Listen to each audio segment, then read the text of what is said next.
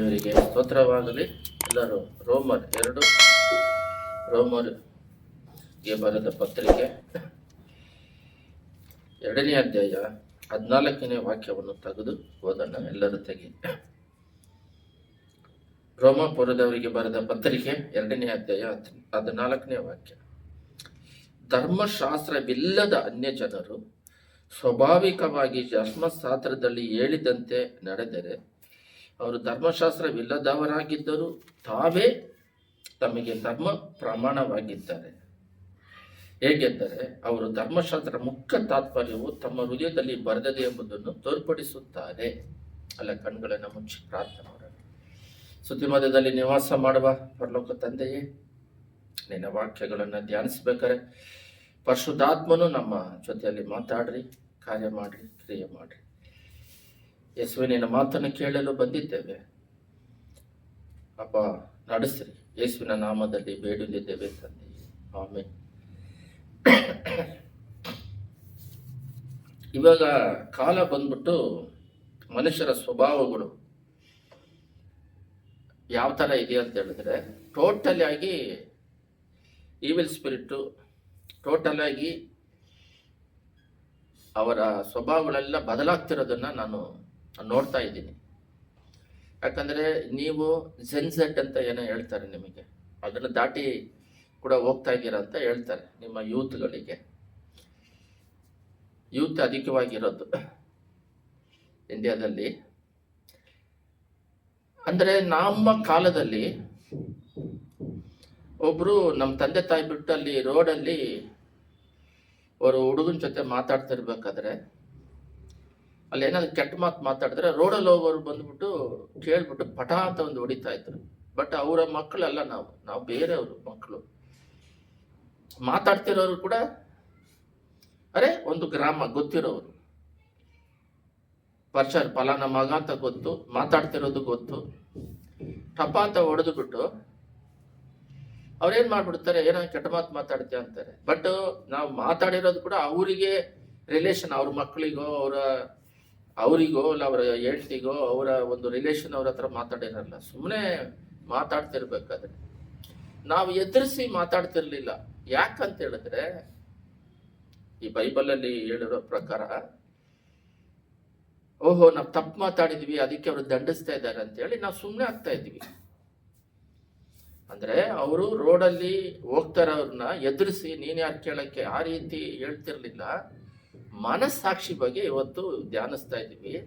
ಆ ಮನಸ್ಸಾಕ್ಷಿ ಬಂದು ಟಕ್ ಅಂತ ಏನ್ ಮಾಡ್ಬಿಡುತ್ತಂದ್ರೆ, ಯೇಸು ಸ್ವಾಮಿ ಜೀವ ಶ್ವಾಸವನ್ನು ಊದಿದಾಗ, ಜೀವ ಆತ್ಮ ಆದಾಗ ಅವರ ಸ್ವಭಾವಗಳು ನಮ್ಮಲ್ಲಿ ಬಂದು ಸೇರ್ಕೊಂಡಿರುತ್ತೆ, ಅವರ ಡಿಫಾಲ್ಟ್ ಆಗಿ. ಇವಾಗ ಅವರ ಸ್ವಭಾವದಲ್ಲಿ ಮುಖ್ಯವಾದದ್ದು, ಪ್ರಾಮುಖ್ಯವಾದದ್ದು ಏನಂತ ನೋಡಿದ್ರೆ, ಇಲ್ಲಿದೆ ನೋಡ್ರಿ 14ರಲ್ಲಿ, ಧರ್ಮಶಾಸ್ತ್ರವಿಲ್ಲದ ಅನ್ಯ ಜನರು. ಒಂದು ಸಮಯ ಅವರಿಗೆ ಸತ್ಯ ಇಲ್ಲ. ಅವ್ರೇನು ಸ್ವಾಭಾವಿಕ ಧರ್ಮಶಾಸ್ತ್ರ ಹೇಳಿದಂತೆ ನಡೆದರೆ ಅವರು ಧರ್ಮಶಾಸ್ತ್ರವಿಲ್ಲದವರಾಗಿದ್ದರು ತಾವೇ ತಮಗೆ ಧರ್ಮ ಪ್ರಮಾಣವಾಗಿದ್ದರು. ಹೇಗೆಂದರೆ ಅವರು ಧರ್ಮಶಾಸ್ತ್ರ ಮುಖ್ಯತಃ ತಮ್ಮ ಹೃದಯದಲ್ಲಿ ಬರೆದಿದೆ ಎಂದು ತೋರ್ಪಡಿಸುತ್ತಾರೆ. ಅವ್ರ ಹೃದಯದಲ್ಲಿ ಆಟೋಮೆಟಿಕ್ ಆಗಿ ಪ್ರತಿಯೊಬ್ಬ ಮಾನವನಿಗೂ ಇದು ತಪ್ಪು, ಇದು ತಪ್ಪು ಇಲ್ಲ ಅಂತೇಳಿ ಹೇಳಿನೇ ಅವ್ರ ಲೋಕದಲ್ಲಿ ಬಿಟ್ಟಿರೋದು ದೇವರು ಮನುಷ್ಯನ. ಎಲ್ಲ ಗಮನ ಇಟ್ಟು ಕೇಳ್ರಿ.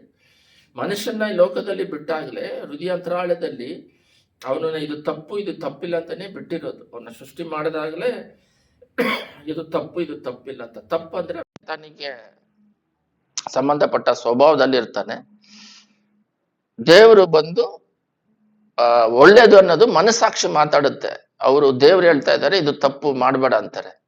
ಡೆವಿಲ್ ಹೇಳ್ತಾನೆ ಅದನ್ನ ಮಾಡೋದು. ನಮಗೆ ಆ ಡಿಫರೆನ್ಸಿಯೇಷನ್ ಗೊತ್ತಾಗುತ್ತೆ. ಓಹೋ ಇದು ತಪ್ಪಂತ ಗೊತ್ತಾಗ್ಬಿಡುತ್ತೆ. ಅದು ಚಿಕ್ಕ ಮಕ್ಕಳಿಂದಾನೇ ಬೆಳೆಸ್ತಾರೆ ತಂದೆ ತಾಯಿಗಳು. ಆ ರೀತಿಯಾಗಿ ಒಂದು ರೋಡಲ್ಲಿ ಹೋಗೋರು ಹೊಡೆದಿದ ತಕ್ಷಣ ನಮ್ಮ ಹೃದಯದಲ್ಲಿ ನೋಡ್ರಿ, ಇಲ್ಲಿದೆ ನೋಡ್ರಿ, ಹೃದಯ ಆಟೋಮೆಟಿಕ್ ಆಗಿ ಅಯ್ಯೋ ನಾವು ತಪ್ಪು ಮಾತಾಡಿದ್ವಿ ಆ ಭಾವನೆ ಬಂದ್ಬಿಟ್ಟು ಅವರು ಬೈದ್ರೂ ನಮಗೆ ಒಂದು ನಾಚಿಕೆ ಆಗೋದು, ಏನೋ ತಪ್ಪು ಮಾಡಿದ್ರೆ ಒಂದು ಫೀಲ್ ಆಗೋದು, ಅದನ್ನು ನಾವು ಸರಿಪಡಿಸ್ಕೋಬೇಕು. ಓಹೋ ನಾವು ತಪ್ಪು ಮಾತಾಡಿದ್ರೆ ಅವರು ದಂಡಿಸ್ತಾರಂತ. ಇದು ಇಲ್ಲದೆ ಎಕ್ಸ್ಟ್ರಾ ದಂಡನೆ ಏನಂದರೆ, ಅವರು ನಮ್ಮ ತಂದೆ ತಾಯಿ ಹೇಳ್ತಾರೆ. ತಂದೆ ತಾಯಿ ಹೇಳಿದ ತಕ್ಷಣ ತಂದೆ ತಾಯಿ ನಮ್ಮನ್ನು ಕೇಳ್ತಾರೆ. ಏನಪ್ಪ ಅವ್ರು ಹೇಳಿದ್ರು ಈ ಥರ ಕೆಟ್ಟ ಮಾಡ್ತಂದ್ರೆ ನಾನು ಒಂದು ಹೊಡೆದೆ ಅಂತ ಹೇಳ್ತಾರೆ ಅವರು ನನ್ನ ಮಗನ ಯಾಕೆ ಹೊಡೆದೆ ಅಂತಲೂ ಕೇಳೋದಿಲ್ಲ. ಯಾಕೋ ಅವರು ಕೆಟ್ಟ ಮಾತಾಡ್ದಂತೆ ಎಲ್ಲ ಅವರು ನಿನಗೆ ಒಂದು ಹೊಡೆದ್ರು ಅಂತ ಹೇಳಿದ್ರು, ಯಾಕೋ ಮಾತಾಡಿದೆ. ಆ ರೀತಿ ಮಗ ಸರಿಯಾದ ದಾರಿಯಲ್ಲಿ ಇರಲಿ ಅಂತ. ರೋಡಲ್ಲಿ ಹೋಗೋರು ಇವನು ಚೆನ್ನಾಗಿರಲಿ, ತಂದೆ ತಾಯಿಗಳು ಇವನು ಈ ಸ್ವಭಾವದಲ್ಲಿ ಬೆಳೆದೇ ಇರೋದಕ್ಕೆ ಅವರು ಒಳ್ಳೆ ದಾರಿಯಲ್ಲಿ ನಡೆಸ್ತಾ ಇದ್ದಾರೆ ಅಂತ ತಂದೆ ತಾಯಿಗಳು ಓಹೋ ಏನಪ್ಪ ತಪ್ಪು ಮಾಡಿದೆ ಅಂತ ಕೇಳಿದ್ರೆ ಮನಸ್ಸಾಕ್ಷಿ ಇವಾಗ ಓದಿದಾಗೆ ಹೃದಯದಲ್ಲಿ ಬರೆದಿದೆ ತಾತ್ಪರ್ಯ ಅಂತ ಹೇಳಿದ ತಕ್ಷಣ ಓಹೋ ನಾವು ತಪ್ಪು ಮಾಡಿದ್ವಿ, ಅದನ್ನು ಕೇಳ್ತಾ ಇದ್ದಾರೆ, ಅವರು ಕೇಳಿದ್ರು ಅಪ್ಪ ಅಮ್ಮನ ಕೇಳ್ತಿದ್ದಾರೆ ಅಂಥೇಳಿ ಮನಸ್ಸಾಕ್ಷಿ ಏನು ಮಾಡುತ್ತಂತೆ, ಅದನ್ನು ಎದುರಿಸಿ ನಾವು ನಿಲ್ಲದ ಹಾಗೆ ತಲೆ ಬಗ್ಸ್ಕೊಂಡು ಸೈಲೆಂಟಾಗಿರ್ತೀವಿ. ಇದೇ ಮೆಸೇಜು. ಆವಾಗ ತಂದೆ ತಾಯಿಗಳು ಕೂಡ ತಪ್ಪು ಮಾಡಿದ್ದಾನೆ ಅಂತೇಳಿ ಗೊತ್ತಾಗಿ ಮತ್ತೆ ಮಾಡಬೇಡ ಅಂತ ಹೇಳ್ತಾರೆ. ಇಲ್ಲ ಒಂದು ಅವ್ರ ಹೊಡೆದಿದ್ದಾರಲ್ಲ ಅಂತೇಳಿ ಬುದ್ಧಿವಂತಿಕೆಯಿಂದ ಆ ಥರ ಮಾಡಬೇಡ ಅವ್ರು ಹೇಳಿದ್ರು ಅಂತ ಹೇಳಿ ಈ ರೀತಿ ಜನ್ರೇಷನ್ ಒಂದು ನಡೀತಾ ಇತ್ತು. ಇವಾಗ ಇರುವ ಜೆನ್ಝೆಡ್ ಜನ್ರೇಷನ್, ಡ್ಯಾನಿಯಲಿನ ಪುಸ್ತಕದಲ್ಲಿ ನಾವು ಕಡೆ ಕಾಲದಲ್ಲಿ ಜ್ಞಾನ ಹೆಚ್ಚುತ್ತದೆ, ಜನರು ಅಲ್ಲಿ ಅಲಿತಾರೆ ಅಂತ ಹೇಳ್ಬಿಟ್ಟು ಇದು ಕಡೆ ಕಾಲದಲ್ಲಿ ನಡೀತಕ್ಕಂಥ ಮುದ್ರೆ ಹಾಕುವಂಥ 12ನೇ ಇದರಲ್ಲಿ ಇದೆ, ಡ್ಯಾನಿಯಲ್ 12ರಲ್ಲಿ, ಯೇಸಮಿ ಬರೋಕ್ಕಿಂತ ಮುಂಚೆ. ಇವಾಗ ಆ ಕಾಲ ಇರೋದ್ರಿಂದ ಏನು ನಡೀತಿದೆ ಅಂತ ಗಮನ ಇಟ್ಟು ಕೇಳ್ರಿ. ಪಕ್ಕದಲ್ಲಿ ಯಾರ್ದೋ ಒಬ್ರದ್ದು ಏನೋ ನಡೀತಾ ಇದ್ರೂ ಗೊತ್ತಿಲ್ಲದ ಥರ ಹೋಗ್ತಾ ಇದ್ದಾರೆ. ಯಾಕಂದರೆ ನಾವು ಹೋಗಿ ಯಾಕೆ ಸಿಕ್ಕಾಕೊಳ್ಳೋದು ಅಂತ. ಒಂದು ಸಮಯ ಅವ್ರು ಏನಾದರೂ ಕೇಳಿದ್ರೂ ಯಾಕಪ್ಪ ಈ ರೀತಿ ತಪ್ಪು ಮಾಡ್ತೀಯ ಅಂತ ಕೇಳಿದ್ರು, ನೀನು ಯಾರ ಕೇಳೋಕ್ಕೆ ಅಂತ ಹೇಳ್ತಾರೆ. ಒಂದು ಸಮಯ ಅವ್ರೋಗಿ ಇವರೋಗಿ ಅವ್ರ ಅಪ್ಪ ಅಮ್ಮನಿಗೆ ಹೇಳಿದ್ರೆ ಅವನ್ನ ಹೊಡೆದಾಕ್ಬಿಡ್ತಾರೆ, ನೀನು ಯಾರ ನಮ್ಮ ಮಗಳನ್ನ ಕೇಳೋಕ್ಕೆ ಅಂತ. ಒಂದು ಇನ್ನೊಂದು ಅವರೇನಾದರೂ ತಪ್ಪು ಮಾಡಿ ತಂದೆ ತಾಯಿ ಹತ್ರ ಹೋಗಿ ಈ ಥರ ಅವ್ನು ನನ್ನನ್ನು ಕೇಳ್ದ ಅಂತೇಳಿ ಬದಲಾಯಿಸಿ ಮಾತಾಡಿದ್ರೂ ಅವನ್ನ ಹಿಡ್ಕೊಂಡ್ಬಿಡ್ತಾರೆ. ಅದು ಬೆಂಗಳೂರಲ್ಲಿ ಅಧಿಕವಾಗಿದೆ. ನಾವು ದೇವ್ರನ್ನ ನಂಬ್ಕೊಂಡು, ಆಂಧ್ರದಲ್ಲಿ, ತಮಿಳ್ನಾಡಲ್ಲಿ ದೇವ್ರು ನಂಬ್ಕೊಳ್ಳೋದಂದರೆ ಏನಂದರೆ ಸ್ವಭಾವ ಒಂದಿರುತ್ತೆ, ಕೆಟ್ಟ ಸ್ವಭಾವಗಳಿಂದ ದೇವ್ರು ನಂಬ್ಕೊಂಡಿದ್ದ ತಕ್ಷಣ ಅದನ್ನು ಬಿಟ್ಟುಬಿಟ್ಟು ಅದರಲ್ಲಿ ಸ್ವಭಾವದಿಂದ ಇಳಿದಂಗೆ ದೀಕ್ಷಾಸ್ನಾನ ತಗೊಂಡು ದೇವರ ಸ್ವಭಾವವಾಗಿ ಬದಲಾಗೋದು. ಈ ಕರ್ನಾಟಕದಲ್ಲಿ ಅಂತೂ ವಿಚಿತ್ರ ಏನಂತ ಹೇಳಿದ್ರೆ, ಸೇವೆ ಮಾಡೋರಾಗಿರಲಿ, ದೇವ್ರನ್ನ ಬೆಂಬಡಿಸೋರಾಗಿರಲಿ, ಆ ಸ್ಪಿರಿಟ್ ಇನ್ನೂ ಹೋಗಿಲ್ಲ.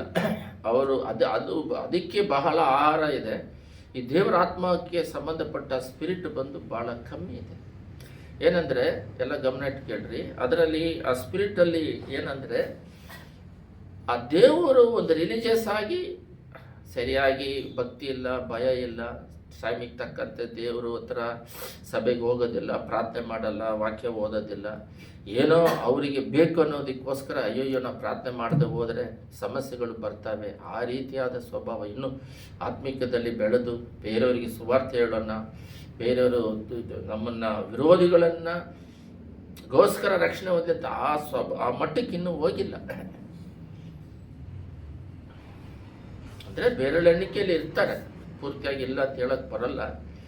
ಮೆಜಾರಿಟಿ ಒಂದು ಕ್ರಿಶ್ಚಿಯನ್ ಒಂದು ಕರ್ನಾಟಕದಲ್ಲಿ 1,000 ಜನ ಉದಾಹರಣೆಗೆ ಹೇಳ್ತೀನಿ, 2 ಲಕ್ಷ ಆ ರೀತಿ ಇದ್ದರೆ ಒಂದು ಉದಾಹರಣೆಗೆ ಒಂದು ಮೆಜಾರಿಟಿ ಅಂದರೆ 50 ಜನ, 100 ಜನ 2 ಲಕ್ಷದಲ್ಲಿ ಈ ಮೆಜಾರಿಟಿಯಲ್ಲಿ ಇದ್ದಾರೆ, ಅದು ಮರೆಯಾಗಿದ್ದಾರೆ. ಆದರೆ ಜಾಸ್ತಿ ಜನ ಇರೋದು ಏನಂತ ಹೇಳಿದ್ರೆ ಈ ಮನಸ್ಸಾಕ್ಷಿನ ಸಾಯಿಸಿ ಬದುಕ್ತಾ ಇರೋರೆ ಜಾಸ್ತಿ ಜನ. ಮನಸ್ಸಾಕ್ಷಿಗೆ ಆಹಾರ ಕೊಡೋರು ಕಮ್ಮಿ.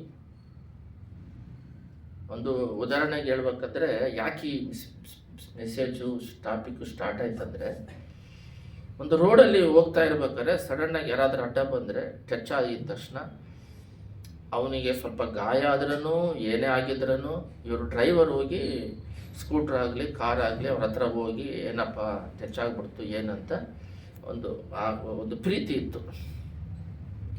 ಅವನೇನು ಮಾಡ್ತಿದ್ದ, ಸರಿಯಪ್ಪ ಆಸ್ಪತ್ರೆಗೆ ಕರ್ಕೊಂಡು ಹೋಗೋದಾಗ ಅವನು ಗಾಯ ಆದವನು ಸ್ವಲ್ಪ ದುಡ್ಡಿದ್ರೆ ಬೇಡ ಬಿಡು ನಾನು ನೋಡ್ಕೊತೀನಿ. ಇದು ಕ್ರಿಶ್ಚಿಯನ್, ಹಿಂದೂ, ಮುಸ್ಲಿಮು, ಸಿಕ್ಕು ಅಂತ ಆ ಥರ ಬರೋದಿಲ್ಲ. ಒಂದು ಮಾನವೀಯತೆ, ಒಂದು ಹ್ಯುಮ್ಯಾನಿಟಿ, ಪ್ರಕಾರ ಅವ್ರೇನು ಮಾಡ್ತಾರೆ, ಪರವಾಗಿಲ್ಲ ಅಂತ ಹೇಳ್ತಾರೆ. ಇದ್ರೆ ಡ್ರೈವರು ಹತ್ರ ಇರೋರಾಗಿದ್ದರೆ, ಅಪ್ಪ ನನ್ನ ಹತ್ರ ಇಷ್ಟೇ ಇರೋದು, ಮಿಕ್ಕಿದ್ದು ನೀನು ನೋಡ್ಕೊಂಡ್ರೆ ಸರಿ ಪರವಾಗಿಲ್ಲ ಅಂತೇಳಿ ಟ್ರೀಟ್ಮೆಂಟ್ ನಡೀತೈತೆ. ಆದರೆ ಇಲ್ಲಿ ಇವಾಗಿರೋ ಕಾಲಗಳೇನೆಂದರೆ, ತಪ್ಪು ಮಾಡಿರೋರು ಗಾಡಿನವನ್ನೇ ತಪ್ಪು ಮಾಡಿ ಹೊಡೆದಿರ್ತಾನೆ, ತಪ್ಪಂತ ಅವನಿಗೆ ಗೊತ್ತು ಇದೆ. ಸೆಕೆಂಡ್ ಪಾಯಿಂಟ್, ಅವನಿಗೆ ಗೊತ್ತಿದ್ರೂ ಕೂಡ ಟಕ್ಕ ಅಂತ ಎದುರಿಸಿ ಕಣ್ಣಾರೆ ನೋಡಿರ್ತಾನೆ, ಮನಸ್ಸಾಕ್ಷಿನ ಸಾಯಿಸಿ ನೀನೇನೋ ರಾಂಗ್ ರೂಟಲ್ಲಿ ಬಂದೆ ಅಂಥೇಳಿ ಆಪೋಸಿಟ್ ಮಾಡ್ತಾರೆ. ಬರೀ ಇದಂತಲ್ಲ, ಫ್ಯಾಮಿಲಿಯಲ್ಲಿ ಮಾತುಗಳಾಗಲಿ ಮಾಡೋದಾಗಲಿ, ಗಂಡನಿಗೆ ಗೊತ್ತಿಲ್ಲದೆ ಹೆಂಡ್ತಿ ತಪ್ಪು ಮಾಡೋದು ಒಪ್ಕೊಳ್ಳೋದಿಲ್ಲ, ಹೆಂಡ್ತಿಗೆ ವಿರೋಧವಾಗಿ ಗಂಡ ಮಾಡೋದು ಒಪ್ಕೊಳ್ಳೋದಿಲ್ಲ, ಮನಸ್ಸಾಕ್ಷಿ ಅನ್ನೋದೇ ಇಲ್ಲ, ಸಾಯಿಸಿದ್ದಾರೆ. ಇದು ಟಾಪ್ ಮೋಸ್ಟಲ್ಲಿ ನಡೀತಾ ಇದೆ, ಲೋಕದಲ್ಲಿ ನಡೀತೈತೆ. ನಾವು ಅವ್ರನ್ನ ಏನು ಮಾಡೋಕ್ಕಾಗೋದಿಲ್ಲ. ಅಲ್ಲಿಂದ ನಮ್ಮನ್ನು ರಕ್ಷಿಸಿ ಇಲ್ಲಿ ಒಂದು ಗೂಡಾರಕ್ಕೆ ಕರ್ಕೊಂಬಂದು, ದೇವರು ತಲೆಯಾಗಿದ್ದರೆ ಶರೀರ ಎಲ್ಲ ದೇವರ ಅಂಗಗಳಾಗಿದೆ, ಆ ರೀತಿಯಾಗಿ ನಮ್ಮನ್ನು ದೇವರ ಆಲಯವಾಗಿ ಮಾಡಿದ್ದಾರೆ. ಈ ಅಂಗಳದಲ್ಲಿ ಬರ್ತಾ ಮಿಸ್ಟೇಕ್ ನಡೀತಾನೇ ಇರುತ್ತೆ, ಅದನ್ನು ಸರಿ ಮಾಡ್ಕೊಂಡೇ ಹೋಗ್ತಾ ಇರುವ ಒಂದು ಸ್ವಭಾವದಲ್ಲಿ ನಾವು ಬೆಳಿಬೇಕೇ ಹೊರತು ಇದು ಟೋಟಲಿ ಇಲ್ಲ. ಇದರಿಂದ ಯಾಕೆ ಈ ಮೆಸೇಜ್ಗಳೆಲ್ಲ ಬರ್ತಾ ಇದೆ ಅಂತ ಹೇಳಿದ್ರೆ, ಪ್ರಾರಂಭ ದಿನಗಳಲ್ಲಿ ನಾನು ಯೇಸು ಸ್ವಾಮಿ ನಂಬಿದಾಗ ಈ ದೊಡ್ಡ ಕಾರ್ ಇಟ್ಕೊಂಡಿರೋರು ಶ್ರೀಮಂತರುಗಳು ಅವ್ರನ್ನೆಲ್ಲ ನೋಡಿ, ಏನು ತಂದೆ, 2 ಆನ್ಸರ್ ಹೇಳ್ತೀನಿ. ಏನು ತಂದೆ, ಅವರೆಲ್ಲ ಕಾರು ಬಂಗ್ಲೆ ಎಲ್ಲ ಇಟ್ಕೊಂಡಿದ್ದಾರೆ, ನಾವು ಏನು ಇಟ್ಕೊಂಡಿಲ್ಲ, ನೀನು ಇವಾಗ ತಾನೇ ದೇವ್ರು ನಂಬಿದೆ, ನಿನಗೂ ಕೊಡ್ತೀನಿ ಅಂದರು. ದೇವರಲ್ಲಿ ಬೆಳೀತಾ 3-4 ಆಶೀರ್ವಾದ ಕೊಡ್ತಾರೆ. ಏನಂತ ಹೇಳಿದ್ರೆ, ಮೊದಲನೇದಾಗಿ ಆರೋಗ್ಯ ಕೊಡ್ತಾರೆ, ಆಯುಸ್ ಕೊಡ್ತಾರೆ, ಒಂದು ಉದ್ಯೋಗ ಕೊಡ್ತಾರೆ, ಒಂದು 2 ವೀಲರ್ ಕೊಡ್ತಾರೆ. ಅದು ಏನಾದರೂ ಫ್ಯಾಮಿಲಿ ದೊಡ್ಡದಾದರೆ, ಒಬ್ಬನೇದಾಗ 2 ವೀಲರ್ ಸಾಕು, ದೊಡ್ಡನಾದಾಗ ಒಂದು ಕಾರ್ ಕೊಡ್ತಾರೆ. ಆಮೇಲೆ ಮಕ್ಕಳಿಗೆ ಬೇಕಾಗಿ ಸ್ವಂತ ಮನೆ ಬೇಕಾದ ಕೊಡ್ತಾರೆ, ಇದು ಕೊಡ್ತಾರೆ. ಆ ಟೈಮಿಗೆ ತಕ್ಕಂತೆ ಅವ್ರು ಕೊಟ್ಕೊತ ಬರ್ತಾರೆ. ಅದು ಎಲ್ಲರೂ ನೋಡ್ಬೋದು. ಬಟ್ ದೇವ್ರು ನಂಬ್ಕೊಳ್ಳೋಕೆ ಮುಂಚೆ ಆ ಸ್ಥಿತಿ ಇರೋದಿಲ್ಲ. ಬಟ್ ಇದು ಬ್ಲೆಸ್ಸಿಂಗ್ ಅಂದರೆ, ಇದು ಏನಕ್ಕೆ ಕೊಡ್ತಾರೆ ಅಂದರೆ, ಆತ್ಮಿಕದಲ್ಲಿ ಚೆನ್ನಾಗಿರಬೇಕಾದ್ರೆ ಇದು ಲೌಕಿಕವಾದನ್ನು ಕೊಡ್ತಾರೆ. ಅದು ಮತ್ತೆ ಯಾರಲ್ಲಿದೆ, ಬಟ್ ಬಳಿ ದೇವ್ರ ರಾಜ್ಯ ನೀತಿಯನ್ನು ಹುಡುಕಿದಾಗ. ಬಟ್ ಒಬ್ಬೊಬ್ಬರು ಬರೀ ಲೋಕಕ್ಕೆ ಆಶೀರ್ವಾದಕ್ಕೋಸ್ಕರನೇ ತವಕ ಪಡ್ತಿರ್ತಾರೆ. ಎಷ್ಟು ಕೊಟ್ರೆ ಅವ್ರಿಗೆ ತೃಪ್ತಿ ಇರಲ್ಲ, ಅವರಿಗೈತೆ ಇವರಿಗೈತೆ ಅಂತ. ಅದು ಬಿಟ್ಬಿಟ್ರಿ, ಅದು ಬೇರೆ ಕ್ಯಾಟಗಿರಿ. ಎರಡನೇದು ಆಪೋಸಿಟ್ ವ್ಯಕ್ತಿ. ಚೆನ್ನಾಗಿ ಗಮನ ಇಟ್ಕೊಳ್ರಿ. ಹೊಸದಾಗಿ ದೇವ್ರು ನಂಬಿದಾಗ, ಏನಯ್ಯ ಇವ್ರು ಇಷ್ಟು ಚೆನ್ನಾಗಿದ್ದಾರೆ ಅಂತ ಹೇಳಿದಾಗ, ನಾವು ಎಷ್ಟು ದೇವ್ರು ನಮಗೆ ಕೊಟ್ರೂ ಅವ್ರು ಇನ್ನೂ ನಮಗಿನ ಐಶ್ವರ್ಯದಲ್ಲಿ ಇನ್ನೂ ಜಾಸ್ತಿ ಇರ್ತಾರೆ. ಅವಾಗ ದೇವರು ಮಾತಾಡಿದ್ರು, ನೀನು ಔಟ್ಸೈಡ್ ಮಾತ್ರ ನೋಡಿ ನೀನು ಅವ್ರನ್ನ ತೂಕ ಮಾಡ್ತಿದ್ಯಾ, ಒಂದೊಂದು ಸಲ ಪರಿಚಯ ಮಾಡಿಸ್ತೀನಿ ನಿನಗೆ ಅಂತ ಹೇಳಿದ್ರೆ, ಈ ಕೋಟ್ಯಾಧೀಶ್ವರಗಳು, ಈ ಲಕ್ಷಾಧೀಶ್ವರಗಳು ಅನ್ನೋದು ಹಣಗಳು ಇರೋರು ಮನೆಗಳಿಗೆ ಹೋಗಿ ಕುತ್ಕೊಂಡ್ರೇ ಗೊತ್ತಾಗ್ಬಿಡುತ್ತೆ. ಸ್ವಲ್ಪ ಒಂದು 1/2 ಅವರಲ್ಲೇ ಗೊತ್ತಾಗುತ್ತೆ. ಗಂಡನ ವಿಷಯದಿಂದ ಹೆಂಡ್ತಿಗೆ, ಮತ್ತು ಮಕ್ಕಳ ವಿಷಯದಲ್ಲಿ, ಮಕ್ಕಳಿಂದ ತಂದೆ ತಾಯಿಯ ವಿಷಯದಲ್ಲಿ, ಆಸ್ತಿ ಗಲಾಟೆಗಳು ಮುಂಚೆಲ್ಲ ಇರೋದರಲ್ಲಿ ತಗೊಂತಾ ಇದ್ರು. 1-2 ಮಕ್ಕಳಾದರೆ ಪ್ರೀತಿಯಿಂದ, ಅಪ್ಪ ನೀನಿದು ತಗ ಅಂತ ಹೇಳ್ತಾ ಇದ್ರು. ಅದೆಲ್ಲ ಇವಾಗಿಲ್ಲ. ದೇವ್ರ ಮಕ್ಕಳೇ, ನಮ್ಮ ಫ್ಯಾಮಿಲಿ ನಾವು 4-5 ತಲಂತ ಕ್ರಿಶ್ಚಿಯನ್ನೇ, ಆದರೂ ಇರೋದೇ ಅಣ್ಣ ತಮ್ಮಂದ್ರು ಇಬ್ಬರೇ. ಇದರಲ್ಲೂ ಕೂಡ ನೀನಿಷ್ಟು ತಗೊಂಡೆ, ನೀನಿಷ್ಟು ಮಾಡಿದೆ, ಅದು ಕ್ರಿಶ್ಚಿಯನ್ ಫ್ಯಾಮಿಲಿನೇ. ಆದರೆ ನಾಮಕಾಸ್ತ Christian, religious Christian, CSI background. ಇದರಿಂದ ಸ್ವಭಾವಗಳೇನು ಬದಲಾಗಿಲ್ಲ. ಇನ್ನೂ ಕೂಡ ನೀನು ಅದು ಅಂತಿದ್ದಾರೆ, ಆಸ್ತಿ ಪಾಸ್ತಿಗಳಿಗಾಗಿ ಅನ್ಯಾಯದಿಂದ, ಅಕ್ರಮದಿಂದ ಮನಸ್ಸಾಕ್ಷಿನ ಸಾಯಿಸಿ ಫೈಟಿಂಗ್ ನಡೀತಾ ಇದೆ. ಕುತ್ಕೊಂಡು ಅಪ್ಪ ಅಮ್ಮ ಇದು ತಗೋತಾರೆ, ಸರಿ ಅಂತ ಹೇಳಿ ಪ್ರೀತಿಯಿಂದ ಬಳೆಯೋಣ, ಅದು ಇಲ್ಲೇ ಇಲ್ಲ. ಇದು ಟಾಪ್ ಮೋಸ್ಟಿಗೆ ಹೋಗ್ತಾ ಇದೆ. ಎಲ್ಲಿಗೆ ಮಿತಿ ಮೀರುತ್ತಿದೆ ಅಂದರೆ, ಒಂದು ಹೆಣ್ಣು ಮಗು ಒಂದು ಲವರ್ ಜೊತೆ ಸೇರಿಕೊಂಡು ಆಸ್ತಿ ಪಾಸ್ತಿಗಾಗಿ ತಂದೆ ತಾಯಿ ತಂಗಿನ ಕೊಲೆ ಮಾಡಿದೆ. ಅದು ಸುಮ್ಮನೆ ಒಂದು ಉದಾಹರಣೆ. ಇದು ಈ ಥರ ಭಯಂಕರವಾಗಿದೆ. ಗಂಡ ಚೆನ್ನಾಗಿರಬೇಕಾದ್ರೆ ಮಾತ್ರ ಹೆಂಡ್ತಿ ಜೊತೆಗಿದ್ದು, ಆಮೇಲೆ ಗಂಡನಿಗೆ ಹೆಲ್ತ್ ಇಶ್ಯೂ ಆದಾಗ ಬಿಟ್ಟು ಹೋಗೋದು, ಆಸ್ತಿ ಪಾಸ್ತಿನ ತಗೊಂಡು ಬದುಕಿರ್ಬೇಕಾದ್ರೆ ಬೇರೆಯವ್ರ ಜೊತೆ ಇರೋದು, ಮತ್ತು ತಂದೆ ತಾಯಿಗಳು ಕಷ್ಟಪಟ್ಟು ಮಗು ಚೆನ್ನಾಗಿರಲಿ ಅಂತ ಒಳ್ಳೆ ಎಜುಕೇಷನ್ ಕೊಡೋದು, ಆದರೆ ದೇವ್ರು ಕೊಡ್ತಾ ಇಲ್ಲ.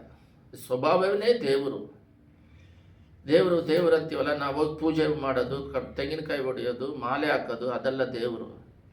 ನಾವೇ ಕೈಯಿಂದ ಏನೋ ಮಾಡಿಟ್ಬಿಟ್ಟು ಅದು ದೇವ್ರು ಅಂದ್ಕೊಂಡು ಅಜ್ಞಾನಿಗಳಾಗಿ ಅದನ್ನು ಮಾಡೋದಲ್ಲ. ಸ್ವಭಾವ ದೇವರು. ಈ ಸ್ವಭಾವತ ಪರಲೋಕ ರಾಜ್ಯಕ್ಕೆ ಕರ್ಕೊಂಡು ಹೋಗೋದು, ಈ ಮನುಷ್ಯನಾಗಿ ಜೀವಿಸೋದಕ್ಕೆ ಸಹಾಯ ಮಾಡೋದು, ದೇವ್ರನ್ನ ಮೆಚ್ಚಿಸುವಾಗಿ ಸಹಾಯ ಮಾಡೋದು ಸ್ವಭಾವ. ಹೃದಯದಲ್ಲಿ ಡಿಫಾಲ್ಟಾಗಿ ಇಟ್ಟಿದ್ದಾರೆ.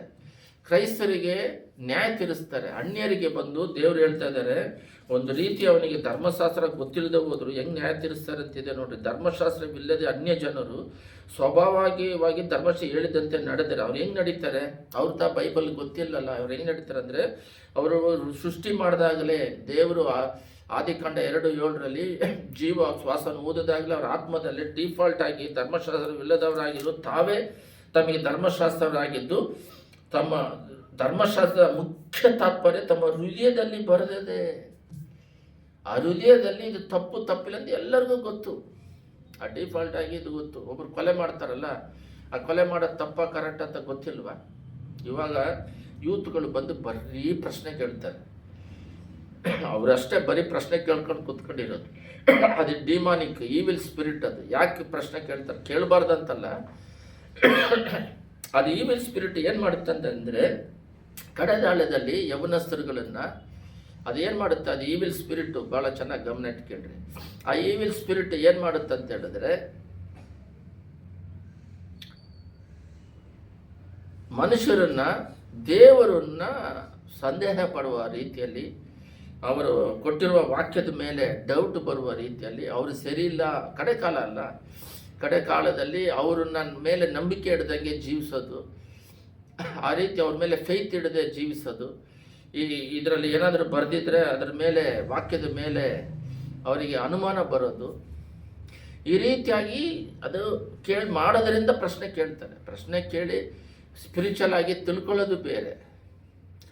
ಆದರೆ ಅವರ ಮೈಂಡನ್ನು ಸೈತಾನಿಗೆ ಕೊಟ್ಬಿಟ್ಟು ಪ್ರಶ್ನೆಗಳನ್ನ ಕೇಳಿ ಹಾಳಾಗೋದು ಬೇರೆ. ಎಲ್ಲ ಗಮನ ಇಟ್ಕೊಳ್ರಿ. ಏನು ಪ್ರಶ್ನೆ ಕೇಳ್ತಾರೆ ಅಂದರೆ, ಇವಾಗ ಒಂದು ಹೆಣ್ಮಗು ಇದೆ, ಅದು ದೇವರು ಒಂದು ಯವನಸ್ಥ ಹೋಗಿ ಆ ಎಮ್ಮನ್ನ, ಒಂದು ಹೆಣ್ಮಗು ಅಂದರೆ ಒಂದು ಚಿಕ್ಕ ಮಗು 5 ವಯಸ್ಸು, ಇವಾಗೆಲ್ಲ ಅದು ಜಾಸ್ತಿ ನಡೀತಾ ಇದೆ. ಮತ್ತು ಆ ಮಗುನ ಹೋಗಿ ಕೆಡಿಸಿ ಹಾಳು ಮಾಡ್ತಾನೆ. ಯಾಕೆ ದೇವರು ನಿಂತು ತಡೆದು ನಿಂದ್ರಿಸೋದಿಲ್ಲ ಅಂತ ಹೇಳಿ ಕೇಳ್ತಾರೆ ಪ್ರಶ್ನೆ. ಅದಕ್ಕೆಲ್ಲ ಆನ್ಸರ್ಗಳು ಪ್ರಸಂಗ ಮಾಡಬೇಕಾರೆಲ್ಲ ಹೇಳಿರ್ತೀವಿ, ಆದ್ರೂ ಕೇಳ್ತಾನೆ ಇರ್ತಾರೆ. ಅದಕ್ಕೇನಂದರೆ, ಮನುಷ್ಯನಿಗೆ ವಿಲ್ ಪವರ್ ಕೊಟ್ಟಿದ್ದಾರೆ. ಎಲ್ಲ ಗಮನ ಇಟ್ಕೊಳ್ರಿ, ಇಲ್ಲದ್ರೆ ನಿಮಗೆ ಅರ್ಥ ಆಗೋದಿಲ್ಲ. ಎಷ್ಟು ಮತ್ತೆ ಜನಕ್ಕೆ ಅರ್ಥ ಆಗುತ್ತೆ ಏನೋ ನೋಡ್ರಿ. ವಿಲ್ ಪವರ್ ಕೊಟ್ಟಿದ್ದಾರೆ. ಏನಂದರೆ, ಒಳ್ಳೆಯದು ಕೆಟ್ಟದನ್ನು ಅರಿತುಕೊಳ್ಳುವ ಒಂದು ಕೊಟ್ಟಿದ್ದಾರೆ. ಒಂದು ಸಮಯ ಆ ರೀತಿ ನಿಮಗೆ ಕೊಡದೆ ದೇವರು ನಿಮ್ಮನ್ನು ಸೃಷ್ಟಿ ಮಾಡಿದರೆ, ನೀವು ಕಂಪ್ಯೂಟರ್ ಥರ ಒಂದು ವಸ್ತು ಥರ ಆಗ್ಬಿಡ್ತೀರ. ಆ ಥರ ದೇವ್ರು ಸೃಷ್ಟಿ ಮಾಡಿಲ್ಲ. ಒಂದು ಉದಾಹರಣೆಯನ್ನು ಹೇಳ್ತೀನಿ ನೋಡ್ರಿ. ಇವಾಗ 2 ಚಾಯ್ಸ್ ಕೊಡಬೇಕು. ಅದತ್ತ ದೇವರು. ಒಂದು ಜೀವ ವೃಕ್ಷನೇ ಇರಬೇಕು, ಒಂದು ಕೆಟ್ಟದ್ದು ಒಳ್ಳೆಯದು ಅರಿತಿರುವ ವೃಕ್ಷನೇ ಇರಬೇಕು. ಒಂದು ಸಮಯ ನಿಮ್ಮನ್ನು ಡಿಕ್ಟೇಟರ್ ಅಂತ ಹೇಳ್ತಾರೆ. ನೀವು ದೇವರು ಈ ಥರನೇ ಮಾಡ್ಬೇಕಂತೇಳಿ ಸ್ಟ್ರಿಕ್ಟಾಗಿ ಆರ್ಡ್ರ್ ಮಾಡಿಬಿಟ್ರೆ ಅದು ಬಂದು ಸ್ವತಂತ್ರ ಕೊಟ್ಟಂಗಿರೋದಿಲ್ಲ. ಅದು ಸ್ವತಂತ್ರಕ್ಕೆ ವಿಲ್ ಪವರ್ ಅಂತ ಹೇಳೋದು. ಸ್ವತಂತ್ರವಾಗಿ ನೀವು ಜೀವಿಸೋದಕ್ಕೆ ದೇವ್ರು ಕೊಟ್ಟಿಲ್ಲ ಅಂತ ಅದಕ್ಕೂ ಒಂದು ಪ್ರಶ್ನೆ ಕೇಳ್ತಾರೆ. ನಮಗೆ ಸ್ವತಂತ್ರನೇ ಕೊಟ್ಟಿಲ್ಲ ಅಂತ. ಸ್ವತಂತ್ರ ಕೊಟ್ಟಿದ್ದಾರೆ. ಒಂದು ನಿಮಗೆ ಉದಾಹರಣೆ ಅರ್ಥ ಆಗಿಲ್ಲ ಅಂದರೆ, ನಾರ್ತ್ ಕೊರಿಯಾದಲ್ಲಿ ಎಲೆಕ್ಷನ್ ಇಟ್ಟಿದ್ದಾರೆ. ಇಬ್ಬರು ಇಟ್ಟರೆ ಎಲೆಕ್ಷನ್ ಯಾರನ್ನ ಆರಿಸ್ಬೇಕಂತ. ಅಲ್ಲಿರೋದು ಅವನೊಬ್ಬನೇ ಎಲ್ಲರೂ ಚೂಸ್ ಮಾಡಬೇಕು. 100ರಲ್ಲಿ 97% ಅವ್ರನ್ನ ಎಲ್ಲರೂ ವೋಟ್ ಹಾಕಿದ್ದಾರೆ ಅವನಿಗೆ. ಅದರಲ್ಲಿ ಅವನು ಬೇಡ ಅಂತ, ಅದು ಕಂಪ್ಯೂಟರ್ ಕಂಡಿಡೋ ಥರ ಮಾಡಿದ್ದಾರೆ. ಅವನು ಬೇಡ ಅಂತ ಹಾಕಿರೋರು ಅಷ್ಟೇ ಇಲ್ಲ. ಅದು ಹೆಂಗೆ ಎಲೆಕ್ಷನ್ ಆಗುತ್ತೆ? ಅದು ಹೆಂಗೆ ಡಿಟೇಲ್ಸ್? ಅದೇ ದೇವರು ಅರ್ಥ ನಮ್ಮನ್ನೆಲ್ಲ ಸೃಷ್ಟಿ ಮಾಡಿ ನೀವು ನನ್ನನ್ನೇ ಆರಿಸ್ಬೇಕು ಅಂತ ಒಂದು ಉದಾಹರಣೆ ಹೇಳಿದ್ರು. ದೇವರು ಏನಕ್ಕೆ ಇದು ಈವಿಲ್ ಸ್ಪಿರಿಟ್ ಇದೆ, ಇಲ್ಲದೇ ಇದ್ರೆ ಚೆನ್ನಾಗಿರುತ್ತಲ್ಲ ಅಂದರೆ, ಸೈತಾನ್ ಇರೋದ್ರಿಂದನೇ ದೇವರ ಮಹಿಮೆ ಗೊತ್ತಾಗುತ್ತೆ.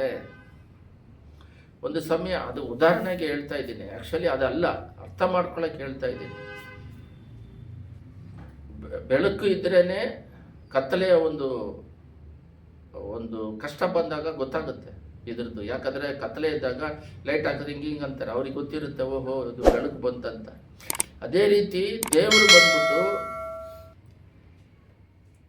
ಆಪೋಸಿಟ್ ಎರಡು ಇರಬೇಕು, ಇಬ್ಬರು ಇದ್ದರೆ ಮಾತ್ರನೇ ಅದು ಸರಿ. ಒಂದು ಉದಾಹರಣೆ ಹೇಳ್ತೀನಿ. ಯಾಕೆ ಒಬ್ಬೊಬ್ಬ ಯೌವನ ಮಗುವನ್ನು ಈ ಥರ ಮಾಡಿದ್ರೆ ದೇವ್ರು ನೋಡ್ಕೊಂಡು ಸುಮ್ಮನೆ ಇರ್ತಾರಂದರೆ, ಮನಸ್ಸಾಕ್ಷಿ ಅವನು ಆ ಟೈಮಲ್ಲಿ ತಪ್ಪು ಮಾಡಿದಾಗ ಅವನ ಮನಸ್ಸಾಕ್ಷಿ ತಾತ್ಪರ್ಯ ಬರೆದಿದೆ, ಅದನ್ನು ಮೀರಿ ಮಾಡ್ತಾ ಇದ್ದಾನೆ, ಅದು ಟಾಪ್ ಮೋಸ್ಟಲ್ಲಿ ಹೋಗಿದೆ. ಅದೇ ಮೆಸೇಜು ದೇವ್ರು ಮಾತಾಡ್ತಾ ಇರೋದು. ಅವನಿಗೆ ಗೊತ್ತು, ಅದನ್ನು ಸಾಯಿಸಿ ಆದ್ರೂ ಹೇಳುತ್ತೆ.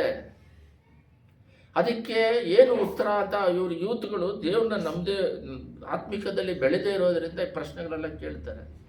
ಅದೇ ಒಂದು ಯೂತ್ನ ನೋಡಿ ನಾವು ಒಂದು ಹೆಣ್ಮಗು ಗಂಡು ಮಗುಗ ಕೇಳ್ತೀನಿ, ಆ ಹುಡುಗಿ ಒಂದು ರಾಂಗ್ ಪರ್ಸನನ್ನು ನಂಬಿರ್ತಾರೆ, ಅವನ್ನ ಮದುವೆ ಮಾಡ್ಕೋಬೇಕು ಅಂತಾರೆ. 18 ವಯಸ್ಸು ಹುಡುಗಿ 35 ವಯಸ್ಸು 40 ವಯಸ್ಸು ಹುಡುಗನ ನಾನು ಅವನ್ನ ಕಂಪಲ್ಸರಿ ಮದುವೆ ಮಾಡ್ಕೊತೀನಿ ಅಂತಾರೆ. ಇನ್ನೊಂದು ರಾಂಗ್ ಪರ್ಸನ್ ಅಂದರೆ ಅವ್ನು ಕೆಟ್ಟ ಸ್ವಭಾವ ಇರುತ್ತೆ, ಮಾಡ್ಕೊತೀನಿ ಅಂತಾರೆ. ಇನ್ನೊಂದು ಮದುವೆ ಆಗಿರುತ್ತೆ, ನನಗೆ ಅವನೇ ಬೇಕಂತಾರೆ. ಇದು ತಂದೆ ತಾಯಿಗೆ ಹೇಳಿದಾಗ ಅವರು ಬೇಡ ಅಂತ ಹೇಳಿ ಕೌನ್ಸಿಲಿಂಗ್ ಮಾಡ್ತಾರೆ. ಪೊಲೀಸ್ ಸ್ಟೇಷನ್ಗೆ ಹೋಗಿ ಪೊಲೀಸ್ನವ್ರು ಕೌನ್ಸಿಲಿಂಗ್ ಮಾಡ್ತಾರೆ, ಫ್ರೆಂಡ್ ಒಪ್ಕೊಂತಾರೆ. ಅವರು ಅರ್ಥ ಆಗಿಲ್ಲಲ್ಲ ಮೆಸೇಜು. ಒಂದು ಹೆಣ್ಮಗು ಒಬ್ಬ ಬಂದು ಹಾಳು ಮಾಡ್ತಾರೆ ಅಂದರೆ ದೇವ್ರು ಯಾಕೆ ತಡೆದು ನಿಂದಿರಿಸಬಾರ್ದಂದ್ರೆ, ಅವರಿಗೆ ಹೃದಯದಲ್ಲೇ ಡಿಫಾಲ್ಟ್ ಆಗಿ ಒಳ್ಳೆಯದು ಕೆಟ್ಟದನ್ನು ಇಟ್ಟಿದ್ದಾರೆ. ಅದು ಅವರು ಮನಸ್ಸಾಕ್ಷಿ ಮಾತಾಡುತ್ತೆ, ಅದನ್ನು ಮೀರಿ ಮಾಡ್ತಾರೆ. ಅವರ ವೈಯಕ್ತಿಕವಾದ ಪರ್ಸನಲ್ ಮ್ಯಾಟ್ರಿಗೆ ದೇವ್ರು ಎಂಟರ್ ಆಗಲ್ಲ. ಅವರು ಆ ರೀತಿ ಗೊತ್ತಿರುತ್ತೆ. ಇಲ್ಲಿ ಬೇಕಾದರೆ ಅವರು ದುಡ್ಡುಗಳು ಹಣಗಳು ಕೊಟ್ಟು ಪೊಲೀಸ್ ಸ್ಟೇಷನ್ನಲ್ಲಿ ಕೋರ್ಟಲ್ಲಿ ತಪ್ಪಿಸ್ಕೊತಾರೆ. ಬಟ್ ಜಡ್ಜ್ಮೆಂಟ್ ಅಂತ ಒಂದು ಇದೆಯಲ್ಲ, ಅದು ಅವರ ಮೈಂಡಲ್ಲಿ ಇರೋದಿಲ್ಲ, ಪರಲೋಕದ ಮೈಂಡ್ ಇರೋದಿಲ್ಲ ಅವರಿಗೆ. ಇದೇ ಹೆಣ್ಮಗುನ ಸರಿ ಹಿಂಗೆ ಹೇಳ್ತೀರಲ್ಲ ಕೆಟ್ಟದ್ದು ನಡೀತಿರಬೇಕಾದ್ರೆ ಮಾತ್ರ ದೇವರು ಹೋಗಿ ಕಾಪಾಡಬೇಕು. ಸರಿ, ನೀನು ಒಂದು ತೀರ್ಮಾನ ಮಾಡಿದ್ಯಲ್ಲ, ನೀನು ಹೇಳಿದ್ರೆ ಒಪ್ಕೊಂತೀಯ. ನನಗೆ 18 ವಯಸ್ಸಾಯಿತು, ನಾನು ಏನು ಬೇಕಾದ್ರೂ ಮಾಡ್ತೀನಿ. ಇವಾಗೆಲ್ಲ ಇನ್ನೂ ಜಾಸ್ತಿ ಆಗ್ತಾ ಇದೆ. ಮಕ್ಕಳನ್ನ ಏನು ನೀವು ಕೇಳಬಾರ್ದು, ಏನೇನೋ ಮಕ್ಕಳನ್ನ ನೀವು ಕೇಳಬಾರ್ದು ಅಂತಾರೆ. ಆದರೆ ತಂದೆ ತಾಯಿ ಎಲ್ಲವನ್ನು ಅವನ ಆತ್ಮಿಕದಲ್ಲಿ ನಡೆಸಬೇಕು. ಲೋಕ ಕೊಟ್ಬಿಟ್ಟು ಇವಾಗ ಈ ಸಮಸ್ಯೆಯಲ್ಲಿರೋದು. ಮಕ್ಕಳಿಗೆ ಲೋಕವನ್ನು ತೋರಿಸ್ಕೊಡ್ತಾ ಇದ್ದಾರೆ, ಅವರಿಗೆ ಬೇಕಾಗಿರೋ ಊಟ ಕೊಡ್ತಾರೆ. ಅಯ್ಯೋ ಮಕ್ಕಳು, ಹೊಟ್ಟೆಯಲ್ಲಿ ಹುಟ್ಟಿರೋ ಮಕ್ಕಳು ಆಡಂಬರವಾದ ಡ್ರೆಸ್ಸು, ಆಡಂಬರವಾದ ಫುಡ್ಡು, ಆಡಂಬರವಾದ ಸ್ಕೂಲುಗಳು, ಆಸ್ಪತ್ರೆ ಹೈಟೆಕ್ಕು. ಏನೋ ಚಿಕ್ಕದಾದರೆ ಒಳ್ಳೆ ಆಸ್ಪತ್ರೆ, ಕಷ್ಟ ಇದ್ರೂ ಸರಿ ನಮ್ಮ ಮಕ್ಕಳು ಚೆನ್ನಾಗಿರ್ಬೇಕಂತ ಎಲ್ಲ ಕೊಡ್ತಾರೆ. ಇವಾಗ ಕಷ್ಟಪಟ್ಟು ದುಡಿತಾರೆ, ಏನಕ್ಕೆ? ಚೆನ್ನಾಗಿರಲಿ ಅಂತ. ಏನು ಚೆನ್ನಾಗಿರೋದು? ಸ್ಪಿರಿಚುವಲ್ ಚೆನ್ನಾಗಿದ್ರೇ, ಆರ್ಥಿಕತೆ ಇಲ್ಲದೆ ಹೋದ್ರೂ ಎಷ್ಟೋ ಕುಟುಂಬದಲ್ಲಿ ದೇವ್ರನ್ನ ನಂಬ್ಕೊಂಡು, ಅವರಿಗೆ ದೇವ್ರು ನಂಬ್ಕೊಂಡ್ರೆ ಹಿಂಗೋ ಕಾಗೆ ಮೂಲಕನೂ ಊಟ ಕೊಡ್ತಾರೆ. ಒಂದು ಚಿಕ್ಕ ಮನೆಯಲ್ಲಿದ್ದರೂ ಕೂಡ ಅವರು ಅದು ಪರಲೋಕ ರಾಜ್ಯವಾಗಿರುತ್ತೆ. ಪ್ರಾರ್ಥನೆ ವಾಕ್ಯದಲ್ಲಿ ಕುಟುಂಬ ತುಂಬಿರೋದ್ರಿಂದ ದೇವರ ಒಂದು ಪ್ರಸನ್ನತೆ ಕುಟುಂಬದಲ್ಲಿ ಆನಂದ ಸಂತೋಷ ಇರುತ್ತೆ. ಯಾಕಂದರೆ ಅವರು ರಾತ್ರಿ ಹಗಲು ಪ್ರಾರ್ಥನೆ ಮಾಡ್ತಾ ಇರ್ತಾರೆ, ಅವರು ಸಮಾಧಾನ ಇರುತ್ತೆ, ಪ್ರೀತಿ ಇರುತ್ತೆ, ಒಬ್ಬೊಬ್ಬರು ಹೊಂದಾಣಿಕೆ ಇರುತ್ತೆ, ಒಬ್ಬೊಬ್ಬರು ಹೆಲ್ಪಿಂಗ್ ನೇಚರ್ ಇರುತ್ತೆ. ಗಂಡ ಹೆಂಡತಿ ಮಕ್ಕಳಲ್ಲಿ ವಿಧೇಯತೆ ಇರುತ್ತೆ, ಒಂದು ಆನಂದ ಸಂತೋಷ ಇರುತ್ತೆ. ಇರೋದರಲ್ಲಿ ತೃಪ್ತಿಯಾಗಿ ದೇವ್ರನ್ನ ಸ್ತುತಿಸ್ಕೊಂಡು ಕೊಟ್ಟಿರೋದ್ರಲ್ಲಿ ಆನಂದವಾಗಿ ನೆಮ್ಮದಿಯಾಗಿ ಜೀವಿಸಿ ಪರಲೋಕ ರಾಜ್ಯಕ್ಕೆ ಹೋಗೋದಕ್ಕೆ ಇಟ್ಟಿರೋದು. ಅವ್ರ ಪಕ್ಕದಲ್ಲಿ ಇನ್ನೂ ಇದೆ, ಇವ್ರಿಗಿದೆ, ಅವರಿಗಿದೆ. ನೀನು ತಮ್ಮನಿಗೆ ಮಾಡಿದೆ, ಅಣ್ಣ ನನಗೆ ಮಾಡಿಲ್ಲ, ಅಪ್ಪ ಅಮ್ಮನ್ನ ಮತ್ತು ನನಗೆ ಈ ಥರ ಮಾಡಿದೆ, ಗಂಡ ಹೆಂಡ್ತಿಯಲ್ಲಿ ನೀನು ಒಂಥರ ಪಾರ್ಸಿಟಿ ಮಾಡ್ತೀಯ, ಇದು ಮಾಡ್ತೀಯ. ಇವೆಲ್ಲ ಅಧಿಕವಾಗ್ತಾ ಇದೆ. ಕಾರಣ ಏನಂತ ಹೇಳಿದ್ರೆ, ಕಡೆ ಕಾಲದ ಒಂದು ಝೆಡ್ ಕಾಲದಲ್ಲಿ, ಈ ಟೆಕ್ನಾಲಜಿ ಕಾಲದಲ್ಲಿ ಕಾಲಿಟ್ಟಿರೋದ್ರಿಂದ ಬಹಳವಾಗಿ ಮೋಸಕರವಾಗಿ ಜೀವನ ನಡೀತಾ ಇದೆ. ಅದರಿಂದ ಮೋಸ, ಇವಾಗ ನಾವು ಹೇಳ್ದಂಗೆ ಎರಡು ತಪ್ಪೆ. ಒಬ್ಬ ಹೆಣ್ಮಗು ಸ್ಟಾರ್ಟಿಂಗಲ್ಲಿ ಸ್ಲೋ ಆಗಿ ಬಂತು. ಏನಂತ ಬಂತು? ಸ್ಟಾರ್ಟಿಂಗಲ್ಲಿ ಒಂದು ಬಾಯ್ ಫ್ರೆಂಡ್ ಅಂತ ಬಂತು. ಅದಕ್ಕೆ ಮುಂಚೆ ಇರಲಿಲ್ಲ. ಹುಡುಗನ ಜೊತೆ ಇದ್ರು, ಹುಡುಗಿನ ಜೊತೆಗಿದ್ರು. ಅದೇನು ಬಾಯ್ ಫ್ರೆಂಡು? ಅವರು ಸ್ಕೂಲಲ್ಲಿ ಓದುವ ಒಂದು ಪರಿಚಯ ಅಲ್ಲಿರೋರು ಇರೋದ್ರೆ ಆಯಿ ಪರಿಚಯ ಇರೋರು. ಬಾಯ್ ಫ್ರೆಂಡು, ಗರ್ಲ್ ಫ್ರೆಂಡ್ ಅಂತ ಬಂತು. ಎರಡನೇದು, ಅವರು ಡೇಟಿಂಗ್ ಅಂತ ತಪ್ಪು ಮಾಡೋಕ್ಕೆ ಶುರು ಮಾಡಿದ್ರು. ಮೂರನೇದು, ಲಿವಿಂಗ್ ಟುಗೆದರ್, ಮದುವೆ ಆಗಿ ಮುಂಚೆ ನಾವು ಜೊತೆಗಿದ್ದು ನೋಡ್ಕೊಂಡು ಮದುವೆ ಆಗ್ತೀನಿ ಅಂತ ಮಾಡಿದ್ರು. ನಾಲ್ಕನೇದು, ಮದುವೆ ಆದಾಗ ನಾನು ಹಿಂದಿನ ಜೀವಿತ ನಂದು ಸರಿ ಇಲ್ಲ, ಸರಿ ಇದೀನೋ ಸರಿ ಇಲ್ವೋ ಅದನ್ನು ಕೇಳಬಾರ್ದು, ಇವಾಗಿಂದ ಕೇಳಬೇಕು ಅಂತ. ಬೈಬಲಲ್ಲಿ ಪರಿಶುದ್ಧತೆಗೆ ಪ್ರಾಮುಖ್ಯತೆ ಕೊಡ್ತಾರೆ. ಪ್ರಾರಂಭದ ಹುಟ್ಟಿದಾಗಿಂದ ಮದುವೆ ಆಗೋವರೆಗೂ ಪರಿಶುದ್ಧವನ್ನು ಕಾಪಾಡ್ಕೋಬೇಕು. ಅದಕ್ಕೆ ಕಣ್ಣಿಕೆ ಅಂತ ಹೇಳ್ತಾರೆ. ನಾವು ದೇವರೇ ಕಣ್ಣಿಕೆನ ಹುಡುಕಿನೇ ಯೇಸು ಸ್ವಾಮಿ ಹುಟ್ಟಿದ್ರು ಅಂತ ವರ್ಜಿನ್ ಅಂತ ಹೇಳ್ತಾರೆ. ಮದುವೆ ಆಗೋವರೆಗೂ ಆ ಥರ ಒಂದು ಕಾಲ ಇತ್ತು. ಅದಾದ ಮೇಲೆ, ಮದುವೆ ಆದಮೇಲೆ ಒಂದು ಗಂಡಿಗೆ ಒಂದೇ ಹೆಣ್ಣು ಅದ ಪ್ರೀತಿಯಲ್ಲಿ ಇರಬೇಕು. ಅದು ಪ್ರಾರ್ಥನೆ ಮಾಡಬೇಕು. ಮದುವೆ ಆದಮೇಲೆ ಬೇರೆ ಯೋಚನೆ ಬರಬಾರ್ದು. ಆ ಹೆಣ್ಣು ಮದುವೆ ಮಾಡ್ಕೊಂಡು ಚೆನ್ನಾಗಿರ್ತತೆ, ಅವರಿಗೆ ಈ ಗಂಡು ಮದುವೆ ಮಾಡ್ಕೊಂಡ್ರೆ ಚೆನ್ನಾಗಿರುತ್ತೆ, ದೇವ್ರು ಕೊಟ್ಟಿರೋದು ಅಷ್ಟೇ. ಅದು ಅಲ್ಲಿ ಸಮಸ್ಯೆ ಬಂದ್ರೂ ಬಿಡಬಾರ್ದು. ಬೈಬಲ್ ಪ್ರಕಾರ ಈ ವ್ಯಭಿಚಾರದ ಒಂದು ಸ್ವಭಾವ ಹೆಣ್ಣಿಗಾಗಲಿ ಗಂಡಗಾಗಲಿ ಇದ್ದರೆ ಮಾತ್ರನೇ ತ್ಯಾಗ ಪತ್ರ, ಡೈವರ್ಸ್ ಕೊಡಬೇಕು. ಇವಾಗ ಸುಮ್ಮನೆ ಪತ್ರ ಕೊಡ್ತಾರೆ, ಡೈವರ್ಸ್ ಪತ್ರಗಳು. ಇವತ್ತಿನ ದಿನದಲ್ಲಿ ದೇವರು ಮಾತಾಡ್ತಿರೋದು ಏನಂತ ಹೇಳಿದ್ರೆ, ಇವರೆಲ್ಲ ಒಂದು ಲೋಕ ರೀತಿಯಲ್ಲಿ ಅಧಿಕವಾಗಿ ಪಾಪದ ಮೋಹದಲ್ಲಿ ಹೋಗ್ತಿರೋರು ಟಾಪ್ ಮೋಸ್ಟಲ್ಲಿ ತಲೆ ಎತ್ತಿ ನಡೀತಾ ಇದೆ. ಹೊಸದಾಗಿ ನನಗೆ ಮದುವೆ ಆಯಿತು. ಮದುವೆ ಆಗ್ಬೇಕಾದ್ರೆ ಒಂದು 2 ಕಾರ್ಯ ಅವಾಗ ನನ್ನ ಹೃದಯ ತ್ರಾಳದಲ್ಲಿ ಇರಬೇಕಾಗಿತ್ತು. ಒಂದು ಹೆಣ್ಣು ತೋರಿಸಿದ್ದಾರೆ, ಅದು ದೇವರ ಚಿತ್ತನ ಅಂತ ಹೇಳ್ಬಿಟ್ಟು ಪ್ರಾರ್ಥನೆ ಮಾಡಿ ದೇವರು ಓಕೆ ಕೊಟ್ಟ ಮೇಲೆ ಮದುವೆ ಮಾಡಬೇಕಾಗಿತ್ತು. ದೇವ್ರನ್ನ ನಾನು ನಂಬಿದ ಮೇಲೆ. ಇನ್ನೊಂದಿದೆ, ತಂದೆ ತಾಯಿಗಳು ನೋಡಿ ಮಾಡೋದು. ತಂದೆ ತಾಯಿ ನೋಡಿ ಮಾಡಿದ್ರೂ ಪ್ರಾರ್ಥನೆ ಮಾಡಿ ದೇವರೇ ಪ್ರೇಯರಲ್ಲಿದ್ದು ಇದು ದೇವರಿಗೆ ಚಿತ್ತವಿಲ್ಲ ಅಂತ ನೋಡಿ ಮಾಡೋದು ಒಂದಿದೆ.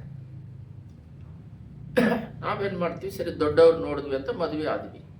ಮದುವೆ ಆದ ಮೇಲೆ ಅವರ ಸ್ವಭಾವನೇ ಬೇರೆ ರೀತಿ ಇದೆ, ನಮ್ಮ ಸ್ವಭಾವನೇ ಬೇರೆ ರೀತಿ ಇದೆ. ಏನಕ್ಕೆ ಈ ಥರ ಸ್ವಭಾವ ಬೇರೆ ಇದೆ ಅಂತ ಹೇಳಿದ್ರೆ, ಸಂಪೂರ್ಣವಾಗಿ ರಕ್ಷಣೆ ಹೊಂದಿ ಪಾಪನೆಲ್ಲ ಬಿಟ್ಟು ತೊಲಗಿ ದೇವರ ಸ್ವಭಾವವಾಗಿ ನಿಂತು ಆತ್ಮಭಾರದಿಂದ ಸೋಷಲ್ ಸರ್ವಿಸ್, ಬೇರೆಯವರ ಆತ್ಮಗಳನ್ನು ನಡೆಸ್ಬೇಕನ್ನೋದಕ್ಕೆ ಹಣಗಳು ಖರ್ಚು ಮಾಡಿಕೊಂಡು ಅದಕ್ಕೋಸ್ಕರ ತಿರುಗಿ ಆ ಅಭ್ಯಾಸದಲ್ಲಿ ಪಳಗಿಬಿಟ್ಟು ಇವಾಗ ಹೊಸದಾಗಿ ಮದುವೆ ಆಗಿದ ತಕ್ಷಣ ಏನಾಗುತ್ತೆ ಅಂತ ಹೇಳಿದ್ರೆ, ಮದುವೆ ಆಗಿದ ತಕ್ಷಣ ಅವರ ಸ್ವಭಾವ ಬಂದು ಲೌಕಿಕವಾಗಿರುತ್ತೆ. ಉದಾಹರಣೆಗೆ ಅವರ ಊಟದ ವಿಷಯದಲ್ಲಿ, ಅಲಂಕಾರದ ವಿಷಯದಲ್ಲಿ, ಅಲ್ಲಿ ಓಡಾಡೋದ ವಿಷಯದಲ್ಲಿ ಈ ರೀತಿ ಎಲ್ಲ ಇರುತ್ತೆ. ಬಟ್ ಇದಕ್ಕೆ 2 ಪಾರ್ಟ್ ಇದೆ. ಈಗ ಏನಾಗಿದೆ ಅಂದರೆ, ದೇವರು ನಂಬ್ಕೊಂಡಿರೋರು ಪ್ರಾರ್ಥನೆ ಮಾಡಿ ಸಮಾಧಾನ ಇದ್ದರೆ ಮಾತ್ರನೇ ಅವ್ರನ್ನ ಚೂಸ್ ಮಾಡ್ತಾರೆ. ಎರಡನೇದಾಗಿ ಸೇವೆ ಮಾಡೋರು ಬಂದ್ಬಿಟ್ಟು ಸೇವೆಗೆ ತ್ಯಾಗ ಇರಬೇಕು. ಮುಖ್ಯವಾಗಿ ತ್ಯಾಗದ ಸ್ವಭಾವ ಇರಬೇಕು. ತ್ಯಾಗ ಎಲ್ಲದರಲ್ಲೂ ಸ್ಯಾಕ್ರಿಫೈಸ್ ಮಾಡಬೇಕು, ಹಣದ ವಿಷಯದಲ್ಲಿ, ಊಟದ ವಿಷಯದಲ್ಲಿ. ಬಟ್ ನಾನೊಂದು ಸೇವಕರನ್ನ ನೋಡಿದೆ ಬೆಂಗಳೂರಲ್ಲೇ, ಬಯೋಕಾನಲ್ಲಿ ಕೆಲಸ ಮಾಡ್ತಾಯಿದ್ರು. ರಿಸೈನ್ ಮಾಡಿ ಫುಲ್ ಟೈಮ್ ಸೇವೆಗೆ ಬಂದರು. ಅವರು ನಾನು ಬರ್ತೀನಿ ಅಂತ ಅವ್ರ ಮನೆಗೆ ಗೊತ್ತು, ಹೋಗಿದ್ರೂ ಒಂದು ಸ್ವಲ್ಪ ಸೀರೆ ಎಲ್ಲ ಸ್ವಲ್ಪ ಚೆನ್ನಾಗಿಲ್ಲ, ಅದನ್ನು ಹಿಂಗೆ ಮಡಚಿ ಹಿಂಗೆ ಅಡ್ಡ ಇಟ್ಕೊಂಡು ಅವರು, ಆದರೆ ವಾಶ್ ಮಾಡಿ ಇದೆ, ಬಟ್ ಹಳೇದು ಅದು ಸ್ವಲ್ಪ ಹೋಗ್ಬಿಟ್ಟಿದೆ. ಅದರಲ್ಲಿ ಮಕ್ಕಳನ್ನ ಸ್ಕೂಲಿಗೆ ಸೇರಿಸೋದ್ರಲ್ಲಿ ಒಂದು ಚಿಕ್ಕ ಆದ ಹೈ ಲೆವೆಲ್ ಸ್ಕೂಲಿಗೆ ಸೇರ್ಸೋಕ್ಕಾಗಲ್ಲ. ICSE CBS ಥರ ಒಂದು ಚಿಕ್ಕ ಸ್ಕೂಲಲ್ಲಿ ಒಳ್ಳೆ ಸ್ಕೂಲ್ನ ಸೆಲೆಕ್ಟ್ ಮಾಡಿ ಕಮ್ಮಿ ಫೀಸಲ್ಲಿ ಸೇರಿಸಿ ಒಂದು ತ್ಯಾಗ. ಆದರೆ ಯಾರ ಹತ್ರನೂ ದುಡ್ಡು ಕೇಳ್ದಂಗೆ, ಊಟಕ್ಕೆ ಇಲ್ಲದೇ ಇದ್ರೂ ಪ್ರೇಯರ್ ಮಾಡಿಕೊಂಡು ದೇವ್ರು ಕೊಡಲಿ ಊಟ ಮಾಡೋಣ ಅಂತ ಫ್ಯಾಮಿಲಿ ಸಮೇತ ಮಕ್ಕಳನ್ನು ಆ ರೀತಿ ಬೆಳೆಸ್ಕೊಂಡು ಈ ರೀತಿ ಒಂದು ಇದು ಏನು ಹೇಳಿ ಬರ್ತಿದ್ದೀನಂದರೆ, ಪರಲೋಕ ರಾಜ್ಯವನ್ನು ನೋಡಿ ಓಡೋರು ಒಂದು ಗ್ಯಾಂಗ್ ಇದೆ. ಇಲ್ಲಿ ನಮಗೆ ಇದಕ್ಕೋಸ್ಕರನೇ ಯೇಸು ಸ್ವಾಮಿ ತನ್ನ ಬೆಳೆಯುಳ್ಳ ರಕ್ತವನ್ನು ಸುರಿಸಿ ಪ್ರಾಣ ಕೊಟ್ಟು ತ್ಯಾಗ ಮಾಡಿದ್ದಾರೆ. ಎಲ್ಲ ಗಮನ ಇಟ್ಟು ಕೇಳ್ರಿ. ಎರಡು ಥರ ದೃಷ್ಟಿ ಇದೆ ಮನುಷ್ಯನಿಗೆ, ಮೈಂಡ್ ಇದೆ. ದೃಷ್ಟಿ ಅಂದರೆ ಮೈಂಡ್ ಕೆಲಸ ಮಾಡೋ ಥರನೇ ದೃಷ್ಟಿ. ಇದು ಚೆನ್ನಾಗಿ ಗಮನ ಇಟ್ಟು ಕೇಳ್ರಿ, ನಾನು ಮುಗಿಸ್ತೀನಿ. ಇವಾಗ ಒಬ್ಬರು ದೇವ್ರನ್ನ ನಂಬ್ಕೊಂಡಿದ್ದಾಗ ಎಲ್ಲ ಗಮನ ಇಟ್ಟು ಕೇಳ್ರಿ. ಈ ಚಿಕ್ಕ ವಯಸ್ಸಿನಲ್ಲಿ ಹೇಳಿದ್ನಲ್ಲ, ಒಬ್ಬರು ಒಳ್ಳೆ ದಾರಿಗೆ ಬರಲಿ ಅಂತ ಎಲ್ಲ ಪ್ರಯತ್ನ ಪಡ್ತಿದ್ರು. ಇವಾಗ ಏನು ಮಾಡ್ತಾರೆ ಅಂದರೆ, ಅವ್ರು ಕಷ್ಟದಲ್ಲಿದ್ದಾಗ ಮಾತ್ರ ಸಹಾಯ ಮಾಡೋಕ್ಕೆ ಹೇಳ್ತಾರೆ. ಅವ್ರು ಏನಾದರೂ ತಪ್ಪು ದಾರಿಯಲ್ಲಿ ನಡೀತಿದ್ದಾಗ ಆಲೋಚನೆ ಕೊಟ್ಟರೆ ನೀನು ಯಾರು ಹೇಳೋದು ಅಂತಾರೆ. ಅವ್ರು ಕಷ್ಟದಲ್ಲಿದ್ದಾಗ ಮಾತ್ರ ಬೇಕು, ಯೂಸ್ ಅಂಡ್ ಥ್ರೋ. ಆ ರೀತಿ ಟ್ರೆಂಡ್ಗಳು ಮೋಸಕರವಾದ ಟ್ರೆಂಡಲ್ಲಿ ನಡೀತಾ ಇದೆ, ಟಾಪ್ ಮೋಸ್ಟಲ್ಲಿ ನಡೀತಾ ಇದೆ. ನಾನು 2012ರಲ್ಲಿ ಒಂದು ಪೇಪರಲ್ಲಿ ಅಡ್ವರ್ಟೈಸ್ಮೆಂಟ್ ಮಾಡ್ಬೇಕಂದಾಗ ನಾನೊಂದು ಆರ್ಟಿಕಲ್ ಬರೆದು ಆ ಪೇಪರಲ್ಲಿ ಪಬ್ಲಿಸಿಟಿ ಮಾಡೋಕ್ಕೆ ಕೊಟ್ಟಿದ್ದೆ. ಆವಾಗ 2 ವಿಷಯ ಅದರಲ್ಲಿ ಹೇಳಿದ್ದೆ, ಬಟ್ ಅದು ಹೋಲಿ ಸ್ಪಿರಿಟ್ ಆವಾಗ ಇದ್ದಿರೋದ್ರಿಂದ ಅದು ಚೆನ್ನಾಗಿ ಕೆಲಸ ಮಾಡ್ತು. ಅಲ್ಲಿ ಏನು ಪೇಪರ್ ಪ್ರೆಸ್ಸಲ್ಲಿ ಹಾಕಿದ್ದೆ ಅಂತ ಹೇಳಿದ್ರೆ, ಪೊಲಿಟಿಕಲ್ನವರು ಬೇರೆ, ಈ ಸ್ಪಿರಿಚುವಲ್ ಸೇವೆ ಮಾಡೋರು, ಅದರಲ್ಲಿ ಪೂಜಾರಿಗಳು, ಫಸ್ಟ್ ಪೂಜಾರಿ ಅಂದರೆ ಕ್ರಿಶ್ಚಿಯನ್ನಲಾಗಲಿ ಸ್ವಾಮೀಜಿಗಳಾಗಲಿ ಹಿಂದೂಗಳಾಗಲಿ ಮುಸ್ಲಿಮ್ ಆಗಲಿ ಎಲ್ಲರೂ ಸೇರಿನ ಸ್ವಾಮೀಜಿಗಳು ಅಂತ ಇಟ್ಕೊಳ್ಳೋಣ. ಸಿಖ್ಗಳಲ್ಲಿ ಎಲ್ಲ ಸ್ವಾಮೀಜಿಗಳು ಬೇರೆ, ಪೊಲಿಟಿಕಲ್ಲೇ ಬೇರೆ, ಸ್ವಾಮೀಜಿಗಳೇ ಬೇರೆ. ಪೊಲಿಟಿಕಲ್ನವರು ಓಟ್ ಹಾಕಿ ಅವರಿಗೆ ರೋಡು, ಕರೆಂಟು, ಈ ರಿಜಿಸ್ಟ್ರೇಷನು, ಈ ಸ್ಕೂಲುಗಳು, ಈ ಕರೆಂಟ್, ಇದು ಬಸ್ ವ್ಯವಸ್ಥೆಗಳು, ಟ್ಯಾಕ್ಸ್ ದುಡ್ಡಿಂದ ಅವ್ರ ಲೌಕಿಕ ಕಾರ್ಯ ಅಂದರೆ ನಮ್ಮ ಒಂದು ಶಾರೀರಿಕವಾದ ಅವಶ್ಯಕತೆಗಳನ್ನು ಪೂರೈಸ್ತಾರೆ. ಕಂಪನಿ ಎಜುಕೇಷನ್ ಕೊಟ್ಟು ಜಾಬ್ ಮಾಡೋದೆಲ್ಲ ಅವ್ರು ಮಾಡ್ತಾರೆ. ಈ ಸೇವಕರು ಅನ್ನೋರಿಗೂ ಅವರಿಗೂ ಸಂಬಂಧನೇ ಇಲ್ಲ. ಇವರು ಬಂದು ಆತ್ಮೀಕದಲ್ಲಿ ನಡೆಸ್ತಾರೆ, ಏನಂದರೆ ಪರಿಶುದ್ಧ ಮಾರ್ಗದಲ್ಲಿ ನಡೆಸ್ತಾರೆ. ಇವಾಗ ಇಬ್ಬರು ಒಟ್ಟಿಗೆ ಸೇರ್ಕೊಂಡು ಇವರು ಸ್ಕೂಲುಗಳು ಮಾಡಿಕೊಂಡು, ಇವರು ಬಿಸ್ನೆಸ್ ಥರನೇ ಹಣಗಳನ್ನ ತಗೊಂಡು, ಇವರು ಲಕ್ಸುರಿಯಾಗಿ ಜೀವನ ಮಾಡ್ಕೊಳ್ಳೋಕ್ಕೆ ತಪ್ಪಾದ ದಾರಿಯಲ್ಲಿ ಹೋಗ್ಕೊಂಡು ಇವರು ಏನು ಮಾಡಿದ್ರು, ಎಲ್ಲರನ್ನ ಸೇರಿಸಿ ಸ್ಪಿರಿಚುವಲ್ ಅಂತ ಹೇಳ್ತಾ ಇದ್ದೀನಿ, ಹೆಣ್ಮಕ್ಳನ್ನ ಕೈ ಬಿಟ್ಟಿದ್ದಾರೆ. ಒಂದು ಆರ್ಟಿಕಲ್ ಬರೆದಿದ್ದೆ, ನಾನು ಯಾವ ಹೆಣ್ಣನ್ನು ಬೇಕು, ಗಂಡನ್ನು ಮದುವೆ ಮಾಡ್ಬೋದು, ಹೆಣ್ಣನ್ನು ಮದುವೆ ಮಾಡ್ಕೋಬೋದು, ಇಲ್ಲಾಂದರೆ ನನ್ನ ಬಾಯ್ ಫ್ರೆಂಡು ಯಾರ ಜೊತೆಗಾದರೂ ರೋಡಲ್ಲಿ ಹೋಗ್ತಾ ಇರ್ತಾರೆ, ಕೇಳಿದ್ರೆ ನೀನು ಯಾರು ಕೇಳೋದು ಅಂತಾರೆ. ಬಟ್ ಇದು ಕೋರ್ಟಿಗೋ, ಪೊಲೀಸ್ ಸ್ಟೇಷನ್ಗೋ, ಪೊಲಿಟಿಕಲ್ ಲೀಡ್ರಿಗೂ ಈ 3 ಜನಕ್ಕೂ ಸಂಬಂಧ ಇಲ್ಲ. ಇದು ಸ್ವಾಮೀಜಿಗಳು ಇದು ಕೇಳಬೇಕಾಗಿರೋದು. ಇವರು ಕೈ ಬಿಟ್ಟಿದ್ದಾರೆ ಸೇರ್ಕೊಂಡು, ಹೆಂಗಾದರೂ ಹೋಗಂತ ಪೂಜೆ ಪುನಸ್ಕಾರ ಮಾಡ್ಕೊಂಡಿದ್ದಾರೆ. ಅವ್ರನ್ನ ಈ ರೀತಿ ಬಿಟ್ಟರೆ ಬರುವ ಸಂತತಿ ಬಹಳ ಆಪತ್ತಿಗೆ ಹೋಗುತ್ತೆ. ಪಾಪ ಕೊಡುವ ಸಂಬಳ ನರಕ, ಪರಿಶುದ್ಧ ಮಾರ್ಗವು ಪರಲೋಕ ರಾಜ್ಯ. ಅವರನ್ನು ತಿದ್ದಿ ಸರಿ ಮಾಡಬೇಕು, ಅವರು ಪರಿಶುದ್ಧ ಮಾರ್ಗದಲ್ಲಿ ನಡಿಬೇಕಂತ ಆರ್ಟಿಕಲ್ ಇನ್ನೂ ಇದೆ. ಒಂದು ಪೇಪರಲ್ಲಿ ಬರೆದು ಆರ್ಟಿಕಲ್ ಸ್ಪೆಂಡ್ ಮಾಡಿದೆ. ಇವಾಗ ದೇವ್ರು ಜ್ಞಾಪಿಸ್ತಾ ಇದ್ದಾರೆ, ಅದು ಇವಾಗ ಟಾಪ್ ಮೋಸ್ಟಲ್ಲಿ ಹೋಗಿ ನಿಂತಿದೆ. ನೋಡ್ರಿ, ಒಬ್ಬರಿಗೆ 2 ಥರ ವ್ಯೂ ಇದೆ. ದೇವ್ರು ನಂಬದೇ ಇರೋರು ಹೊರಗಡೆ ಹೋಗಿ ಆಕಾಶವನ್ನು ನೋಡಿ, ಇದು ನೋಡು ಹೆಂಗೆ ಸೃಷ್ಟಿಯಾಗಿದೆ, ನಕ್ಷತ್ರಗಳು ಅವು ಇವು ಇವೆಲ್ಲ ಎಷ್ಟು ಚೆನ್ನಾಗಿ ಬಂದಿದ್ದಾವೆ, ಎಷ್ಟು ಚೆನ್ನಾಗಿ ಸೂರ್ಯ ಬರ್ತತೆ, ಚಂದ್ರ ಬರ್ತಾನೆ, ರಾತ್ರಿ ಹಗಲಾಗ್ತತೆ, ನೋಡು ಎಷ್ಟು ಚೆನ್ನಾಗಿ ಇವೆಲ್ಲ ಕೆಲಸ ಮಾಡ್ತತೆ ಅಂತಾನೆ. ಅದೇ ಒಬ್ಬ ದೇವ್ರು ನಂಬಿರೋನು ರೋಡಲ್ಲಿ ಹೋಗ್ಬಿಟ್ಟು ನಿಂತ್ಕೊಂಡು ಭೂಮಿ ತಿರುಗ್ತಂದರೆ, ಅಬ್ಬಾಬಾಬಾ, ರಾತ್ರಿ ಹಗಲು ನಾವು ನಿದ್ದೆ ಮಾಡೋಕ್ಕೋಸ್ಕರ ದೇವ್ರು ಮಾಡಿದ್ದಾರೆ. ನಮ್ಮ ಆಯೋಗಗಳು ನೈಟ್ ನೋಡ್ರಿ, ಹಗಲತ್ತು ನಾವಿರ್ತೀವಿ, ನೈಟಲ್ಲಿ ಆಟೋಮೆಟಿಕ್ಕಾಗಿ ನಿದ್ದೆ ಬರುತ್ತೆ, ಟಕ್ಕಂತ ಎದ್ದೇಳ್ತೀವಿ, ಶರೀರಕ್ಕೆ ರೆಸ್ಟ್ ಕೊಟ್ಟಿದ್ದಾರೆ. ಆಕಾಶವನ್ನು ನೋಡಿಬಿಟ್ಟು ಯಾವ ರೀತಿ ದೇವರು ಸೂರ್ಯನನ್ನು ಚಂದ್ರನನ್ನು ಸೃಷ್ಟಿ ಮಾಡಿ ಇಟ್ಟಿದ್ದಾರೆ. ಈ ರೀತಿ ಆ ಮೈಂಡ್ ಬಂದು ದೇವ್ರು ನಂಬಿರೋರ ಸ್ವಭಾವ ಬಂದು ಆ ರೀತಿ ಇರುತ್ತೆ. ಇವರು ಪರಲೋಕ ರಾಜ್ಯವನ್ನು ನೋಡಿ ಓಡ್ತಿರ್ತಾರೆ. ಅವ್ರು ಯಾಕೆ ಆ ಪ್ರಶ್ನೆ ಕೇಳ್ತಾರೆ? ದೇವರು ಬಂದ್ಬಿಟ್ಟು ಅವ್ರು ಮಗುಗೆ ಯಾರೋ ಒಬ್ಬ ದೊಡ್ಡವನು ಬಂದು ವ್ಯಭಚಾರ ಮಾಡಿ ಕೊಲೆ ಮಾಡಿ ಅವ್ರನ್ನ ಹಾಳು ಮಾಡ್ತಿದ್ದಾಗ ಯಾಕೆ ದೇವ್ರು ಬಂದು ಕಾಪಾಡಿರಲಿಲ್ಲ ಅಂದರೆ, ದೇವರು ನೋಡ್ತಾ ಇರ್ತಾರೆ, ಅವ್ನ ಮನಸ್ಸಾಕ್ಷಿಯಲ್ಲಿ ಇಟ್ಟಿರ್ತಾರೆ. ಅಲ್ಲಿ ಬಂದು ಅವನ ಪರ್ಸನಲ್ ವಿಷಯಕ್ಕೆ ಇಲ್ಲಲ್ಲ. ಬಟ್ ಜಡ್ಜ್ಮೆಂಟ್ ಡೇ ಅಂತ ಒಂದಿದೆ ಬೈಬಲಲ್ಲಿ, ಪರಲೋಕ ಅಂತ ಇದೆ, ಅದಕ್ಕೋಸ್ಕರ ರಕ್ತ ಸುರಿಸಿದ್ದಾರೆ. ಆ ಮೈಂಡ್ ಅವರಿಗೆ ಕೆಲಸ ಮಾಡ್ತಿಲ್ಲ. ಯಾಕಂದರೆ ಲೋಕ ರೀತಿಯಾಗಿ ಮುದುರ್ಬಿಟ್ಟಿದ್ದಾರೆ ಅವರು. ಈ ಬೆಂಡೆಕಾಯಿ ನೋಡ್ರಿ, ಎಲ್ಸಿದ್ರೆ ಯಾರಾದರೂ ತಗೋಬೇಕಾದ್ರೆ ಎಲ್ಸು ನೋಡಿ ಅದನ್ನು ಕೊನೆಯನ್ನು ಬೆಂಡ್ ಮಾಡಿ ತಗೊಂಬರ್ತಾರೆ. ಅದೇ ಮುದುರು ಬಿಟ್ಟಿದ್ರೆ ಅದನ್ನು ಬೇಡ ಅಂತೇಳಿ ಇಟ್ಬಿಡ್ತಾರೆ. ಅದು ಆ ರೀತಿ ಅವರು ದೇವರಲ್ಲಿ ಇದ್ದವರು ಮುದುರಿಕೆ ಆಗಿ ಇರ್ತಾರೆ. ಇನ್ನೊಂದು ದೇವ್ರು ನಂಬದೇ ಇರೋರು ಕೂಡ ಅವರು ಟಾಪ್ ಮೋಸ್ಟಲ್ಲಿ ಹೋಗ್ಬಿಟ್ಟಿದ್ದಾರೆ. ಅವರಿಗೆ ಅವರನ್ನ ಇನ್ನು ಈ ದೇವ್ರು ನಂಬಿರೋರೇ ಸತ್ಯವನ್ನು ಬಿಟ್ಟು ಬೇರೆ ಕಡೆ ಹೋಗ್ಬಿಟ್ಟು ಅವ್ರನ್ನ ಸರಿ ಮಾಡೋದು ಭಾಳ ಕಷ್ಟ. ಅವರಿಗೆ ಈ ಜಡ್ಜ್ಮೆಂಟ್ ಪರಲೋಕದಲ್ಲಿದೆ. ಪರಲೋಕ ನೋಡ್ರಿ, ಈ ಲೋಕಕ್ಕೆ ಮಾತ್ರ ಯೇಸು ಸ್ವಾಮಿ ರಕ್ತ ಸುರಿಸಿ ಪ್ರಾಣ ಕೊಟ್ಟಿಲ್ಲ. ಈ ಲೋಕದಲ್ಲಿ ಪಾಪ ಕ್ಷಮಾಪಣೆ ಆಗಲಿ ಅಂತ ಮಾತ್ರ, ಈ ಲೋಕದಲ್ಲಿ ಈ ಆಡಂಬರ ಜೀವಿತ ಬಾಡ್ಸಕ್ಕೆ ಮಾತ್ರ ರಕ್ತ ಸುರಿಸಿಲ್ಲ. ಯೇಸು ಸ್ವಾಮಿ ನಿತ್ಯವಾಗಿ ಪರಲೋಕದಲ್ಲಿ ಇರೋದಕ್ಕೆ, ಇದು ಕರ್ಕೊಂಡೋಗಿ ಅಲ್ಲಿ ಸೇರ್ಸೋದಕ್ಕೆ ರಕ್ತ ಸುರಿಸಿ ಪ್ರಾಣ ಕೊಟ್ಟಿರೋದು, ಹೆವೆನ್ನಿಗೆ ಸೇರ್ಸೋದಕ್ಕೆ. ಇವಾಗಿನ ಕಾಲದ ಜನಗಳು ಈ ಪಾಪದ ವಿಷಯದಲ್ಲಿ, ಈ ವ್ಯಭಿಚಾರದ ವಿಷಯದಲ್ಲಿ, ಮೋಸ ಮಾಡುವ ವಿಷಯದಲ್ಲಿ, ಕೊಲೆ ಮಾಡುವ ವಿಷಯದಲ್ಲಿ ಭಾಳ ಟಾಪಲ್ಲಿ ಹೋಗ್ತಾ ಇದೆ. ಲಾಸ್ಟ್ ಈ ಥರ ಹೇಳಿದಾಗ ನಿಮಗೆ ಹೆದರಿಕೆ ಬರುತ್ತೆ. ಒಂದು ಉದಾಹರಣೆಯನ್ನು ಹೇಳ್ತೀನಿ.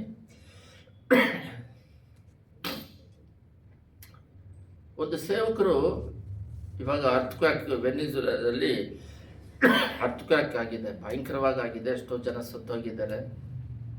ಅದು ಮಾಮೂಲಿ ನಡೀತಾ ಇರ್ತದೆ. ಜಾಸ್ತಿಯಾಗಿ ಭೂಕಂಪಗಳು ನಡೀತಾ ಇದ್ದಾವೆ, ಸುನಾಮಿಗಳಿಂದ ಹೋಗ್ತಾ ಇದ್ದಾರೆ. ಟಿ ವಿಗಳಲ್ಲಿ ನೋಡಿದ್ರೆ ಡೈಲಿ ಯಾರೋ ಒಂದು ಜನ ನೋಡ್ರಿ, ಒಂದು ನೀರು ದೇವ್ರು ಅಂತಾರೆ, ಆ ನೀರಲ್ಲಿ ಹೋಗಿ ಕಾವೇರಿಯಲ್ಲಿ ಮುಳುಗಿ ಕಾಲು ಜಾರಿದ್ದಾರೆ. ಒಬ್ರೊಬ್ರು ಕಾಲು ಜಾರಿ ಬಿದ್ದವ್ರನ್ನ ಅಲ್ಲಿ ಸ್ಟ್ರಾಂಗಾಗಿ ಎಬ್ಬರಿಸಿ ಅವನ್ನ ನಿಂದಿಸೋಕ್ಕಾಗಲ್ಲ. ಯಾಕಂದರೆ ಇವರು ನೀರಲ್ಲಿ ಇರ್ತಾರೆ. ಇವರಿಗೆ ಕೆಳಗಡೆ ಸ್ಟ್ರಾಂಗ್ ಇದ್ರೆ ತಾನೆ ಅವ್ರನ್ನ ಎಳೆಯೋಕ್ಕೆ ಹೋಗಿ ಎಲ್ಲ ಹೋಗ್ತಾರೆ. ಅದು ಡೈಲಿ ನಡೀತಾ ಇರುತ್ತೆ, ಪ್ರಾಣಗಳು ಹೋಗ್ತಾ ಇರ್ತವೆ. ಆದರೆ ಒಂದು ಸೇವಕರಂತಲ್ಲ, ಬೈಬಲ್ ಪ್ರಕಾರ ಎಷ್ಟೋ ಸತ್ಯ ಹೇಳೋರನ್ನ ಹುಡುಕೋದಿಲ್ಲ, ಅಸತ್ಯದಲ್ಲಿರೋರನ್ನೇ ನೋಡ್ತಾರೆ. ಅವರು ಹೇಳ್ತಾರೆ, ಮಧ್ಯದಲ್ಲಿ ಕಡೆ ಕಾಲದಲ್ಲಿ